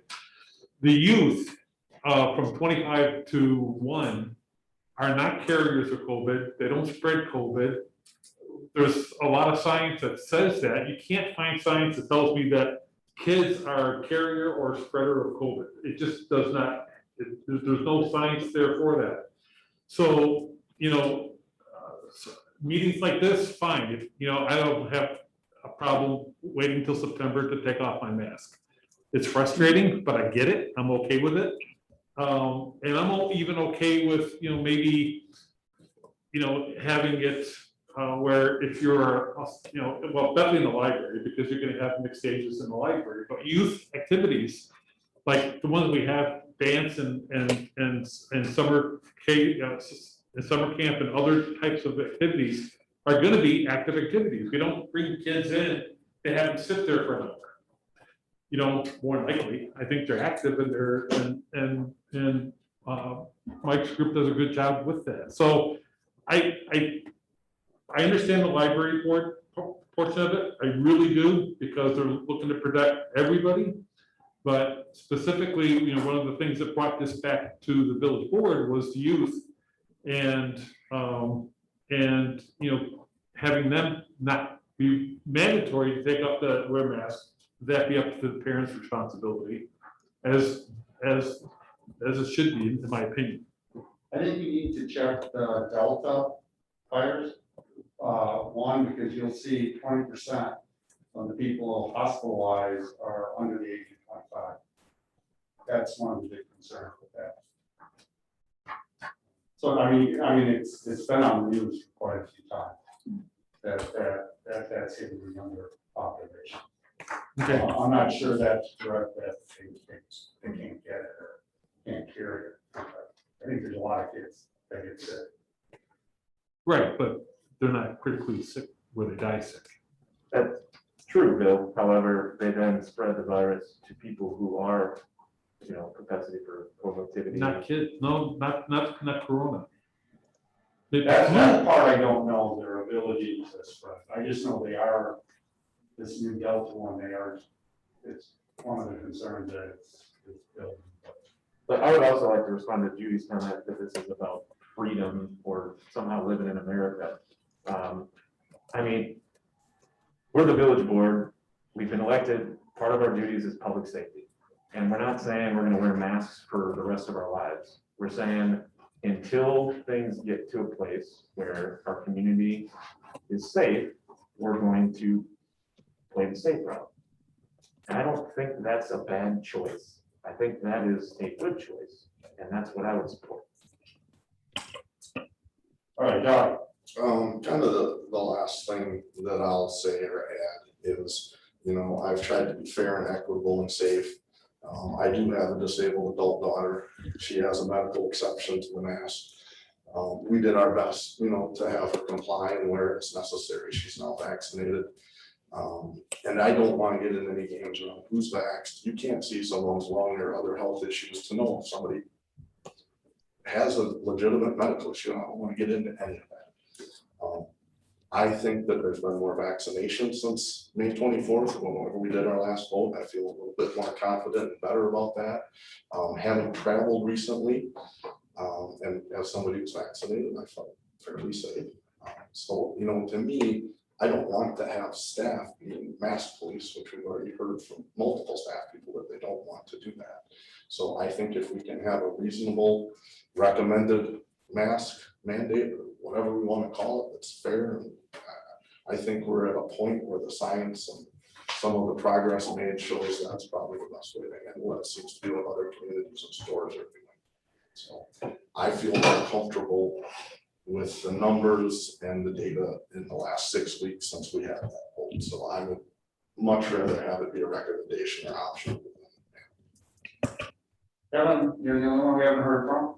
Yeah, I was sort of in a neutral last time we talked about this. I think I'm still sort of there, but with a couple of things. One, I with Andy, I don't buy into a lot of the narratives around the mask issue. I think it's much of BS, really. Both sides, a little thought provoking and intimidating. But I think where I think I do end on this is that I think Dane County has a better grasp on this than our little enclave in Cross Plains, one. And two, I think it's wholly unenforceable, which we see here this evening, and we can't enforce it. And so I think in that way, because of those two reasons, I will probably vote to end any sort of mandate. All right, anybody else? So we have a motion to end the mandate over everything, village. So we will do a roll call vote on this. Unless there's any other discussion. I didn't want to shorten it, but, okay. Just to be clear, Jay, there can be another motion after that. Right, the motion right now is to end everything. Right. Unless someone wants to make a motion, secondary motion on top of this, to say, to have. I don't think the person who made the motion. It doesn't matter. It doesn't matter. Let's just go with it. Let's just go with this, and if someone wants to bring another one out there, an idea, that's fine. Okay. All right, so roll call vote. Trustee Hartman. Yes. Trustee Kettlebaiter. Yes. Trustee Brochus. Yes. Trustee Thuzius. Yes. Trustee Brunner. Yes. Trustee Paul Mikowski. No. President Langfeld. No. All right, motion carried. I would make a motion to have a strong recommendation for mask wearing for all indoor events for anything in the village crossway. Second. Okay, I'm sorry, I didn't. He has, the motion is to make a strong recommendation to wear masks at village sponsored functions. Right, basically what you're saying, So just a recommendation. it's a recommendation. Any discussion? For indoor. Yeah, what does that mean? Oh, is that for everything? I think he was talking about everything indoors. Yeah. I mean, the outdoor thing is, we already, that's the one. Yeah, indoors is what I'm referring to. All right, any other any discussion? I mean, it's better than nothing, guys, and Did somebody second that? Yeah, yeah. Yeah. I would like to make an additional motion to that. I would like to motion that inside the library masks are required. Okay, let's, I'm not sure we have control of the library. That is a separate board. No, so can I talk about that? Okay, go ahead, but Okay, I spoke to Pam and their library board does not have control of the inside of the library because this is a public health issue. They have gone, the library directors have talked about it all through Wisconsin and they do not have that power. They have the power to police what's in the library in terms of books, but they do not have the power to require their patrons to have a mask. It has to come from the overarching municipality, be it the village, county, or state. She has said that to me numerous times that they cannot do it. And if we took away the requirement, all that they were gonna do is exactly what Andy said. They were gonna put on their board, we strongly recommend wearing a mask. That's what they were gonna change on the board out there. They, as a board, do not have the power to require a mask inside. It has to come from the municipality or a higher government body. I mean, my concern with that thought process is there are medical exceptions, so. To me, if somebody isn't wearing a mask, who's gonna call them out on that? To me, they could have a lung issue, a health issue. I think the recommendation, what Andy said, I'm fine with. I would vote for, you recommend masks indoors. That's it. The harder we make it, more complicated it is. I don't think we want that. I think we're recommending you wear a mask in the buildings. The original motion from May was at village meetings and village hall. Now, I know we had a whole big discussion on it, but the actual motion was only village hall and village meetings. So to me, I think the recommendation is fine. And people have to be considerate of other people, I guess. Okay, I would like to look into that a little bit further. Because I know they set the policy on how many books you can do. They set the policy on if you can go without a shirt on in there. I mean, I'm trying to understand. Oh, the mask is different than a lot of the other functions they require people to do. basically what Pam's gonna tell you is what I just told you, because that's what she told me. Because I asked her, why can't you guys just impose your own policy? And she said that they don't have the power to do that because it's a public health issue. That's exactly what she told me. So, okay, Andy. I think my big problem here is that what we're doing is we're putting the burden on those who are at risk for health issues instead of those who are healthy. And that's where I find just a moral issue for me personally, is we're saying if you have a risk of comorbidity or whatever, and COVID's gonna, dramatically affect you, you gotta wear a mask in public. Everybody else, you do your thing. And you just run the risk of spreading it to all those people who have health issues. And I think just from a philosophical, ethical issue, I kind of problem with that. And we are now saying as a community, that's how we're gonna operate. And I don't like that. But we've already been down that road. What we have on there is for the village to make a strong recommendation. That's what's on the table right now. So that's what we have to stay focused on. Unless there's discussion just on that, then, well, if you want to try to make a motion to adjust that, go ahead, go ahead. Okay, yeah. I would like to make a motion that the village requires masks to be worn inside the library. I second it. All right, let's have a discussion on that then. Any discussion? Bill? As Andy said, over 65% of the people in Dane County are vaccinated. And I think if you are, I think if you are concerned about your health, you'll wear a mask, you'll take whatever precautions you need to take to feel safe. People that don't have precautions don't necessarily need to be wearing. If someone's vaccinated, why would you make them wear a mask? I don't understand that logic. So I think it's the responsibility of the adult. I think we are adults, and I would not recommend that. I think what Andy has, I think is very appropriate, but you're requiring for a specific building, I don't think that's necessary. I just, okay, Doug. I'll vote for the same for the library and the village office and hall. If I could have, on June 3rd, I would have gone with a recommendation versus the mandatory. I think it's the right way to handle it, both for village hall and the library.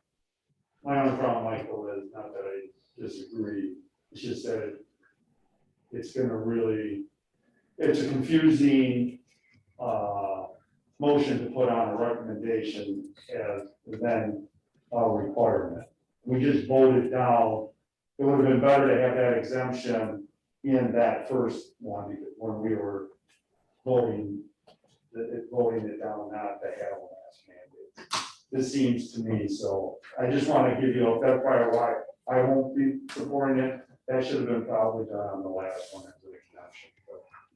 All right, so we have a motion to require masks at the library. So, Okay, so after this, will I be able to motion for that independently? The library? no, because we have a motion. I mean, We when can't, well, I guess you can reconsider, but that would be immediate reconsideration. I suppose you could. and okay, so So- well, the reason why I'm gonna speak in favor of the library is because it is one of the few buildings inside of the village where you have multiple people coming through it all the time. It's the one truly public place in the village. You don't have a lot of people going through the public facilities building. Anyone can come into the library. Hence the thought process. So I just have a question on the awkwardness of somebody with a legitimate health exception. Is staff supposed to talk to them about putting a mask on? That's what I'm trying to avoid, some of that type of banter issues. Because there, you can't see lung damage, you can't see, and you shouldn't ask. So that's my problem with the mandatory. Is, All right, Kevin.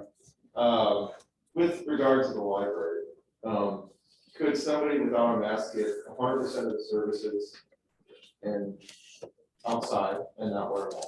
Yeah, so if I, Pam spoke to that and they would be more than happy to do that. If somebody wanted a book from inside the library but did not want to wear a mask, they would more than gladly go pull it from the shelf, check it out for them and bring it to them at the door.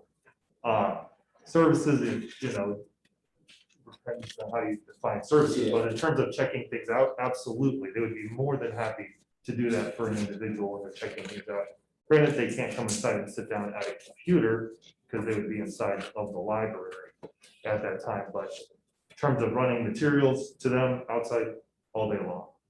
Well, you could read newspapers, you know. I guess I'm trying to, I understand what you're saying by the library, but the pool has all kinds of people going through it. Village Hall has everybody going through it. I'm trying to say, why is the library different than the swimming pool? Look at all the kids and adults that float through there every day.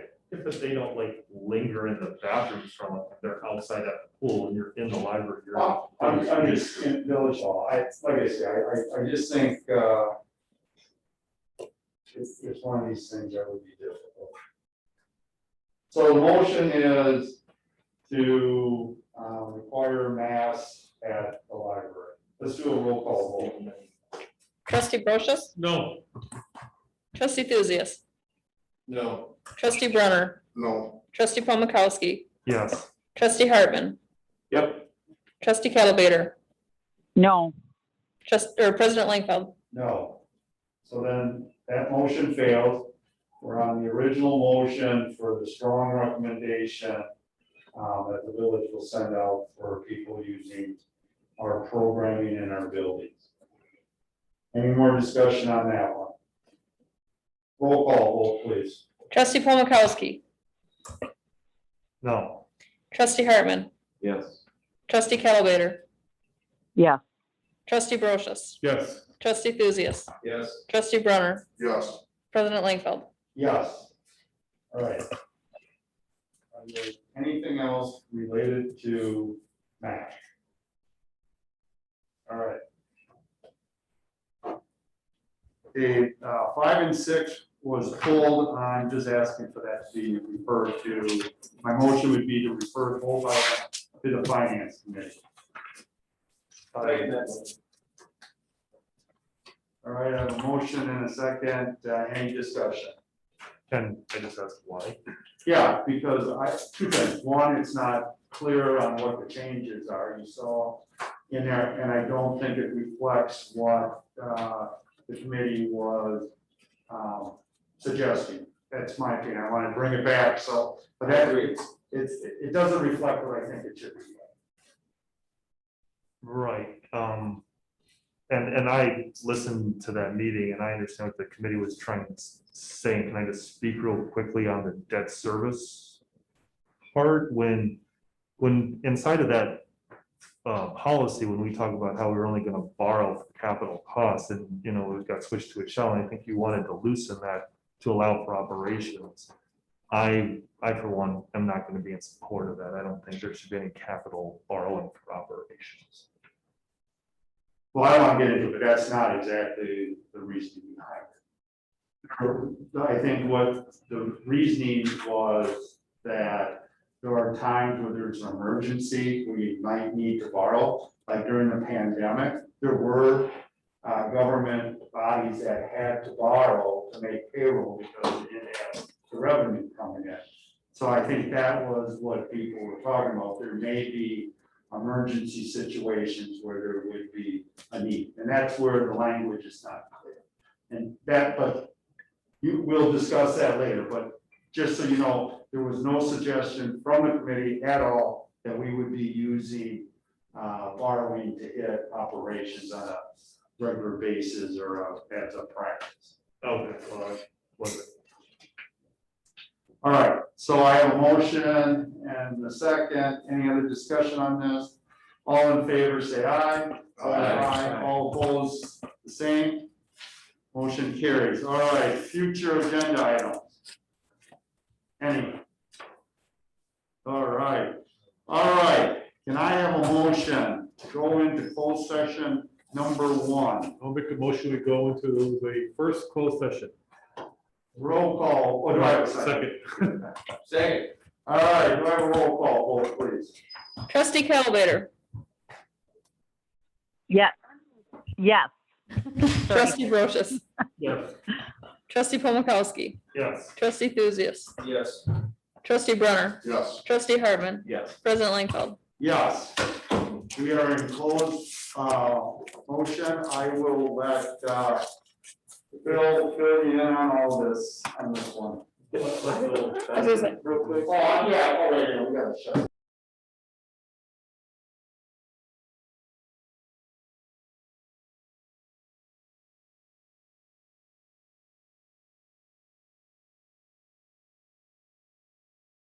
On closed session item 1. Do I have a motion to go into closed session number 2? I'll make a motion. We go into closed session number 2. Do I have a second? Second. All right, I have a motion and a second to go into closed session. Roll call vote, please. Trustee Calibator,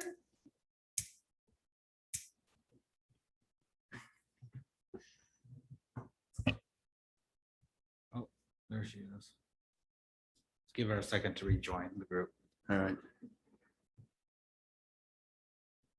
Did she know she had to? Yeah. Hello? Yep. Yep. Hi, Judy. Hello, I'm here. Yep, I'm here. Thank you. Okay. All right, there's a motion and a second to go into closed session. It's a roll call vote. They're on your name, Oh, yes. okay? Trustee Brochus, Yes. trustee Polakowski, Yes. trustee Lucius, Yes. trustee Hartman, Yes. trustee Brunner, Yes. president Lightfoot. Yes, we are in closed session. Can we please close the door?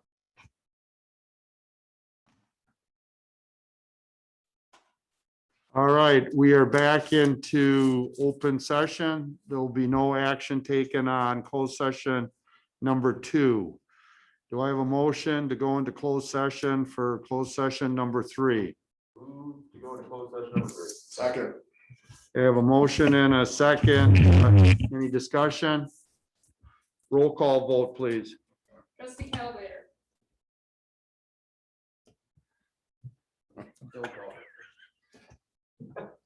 We're waiting for her to come back into this.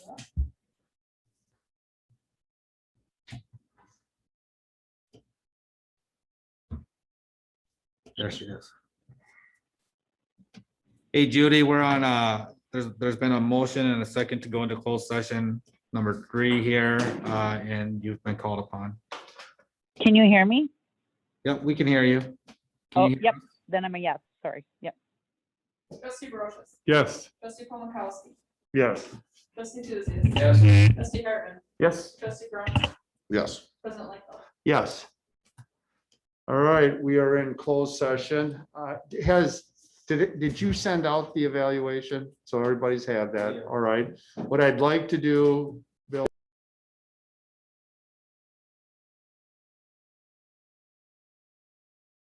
For Judy to rejoin us. I don't think she's gonna, is she gonna rejoin? She might try.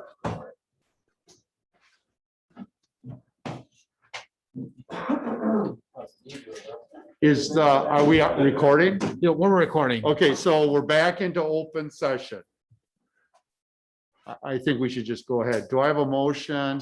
I'll make a motion that we accept the Performance. Village Administrator's annual performance evaluation. Second. All right, any discussion?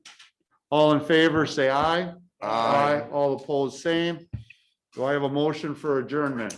So moved. Do I have a second? Whichever did. Okay, all in favor, say aye. Aye. All opposed, same. All right, thank you very much. Thank you, everyone. I know. Good job. Get better. Season 2 of Daylight.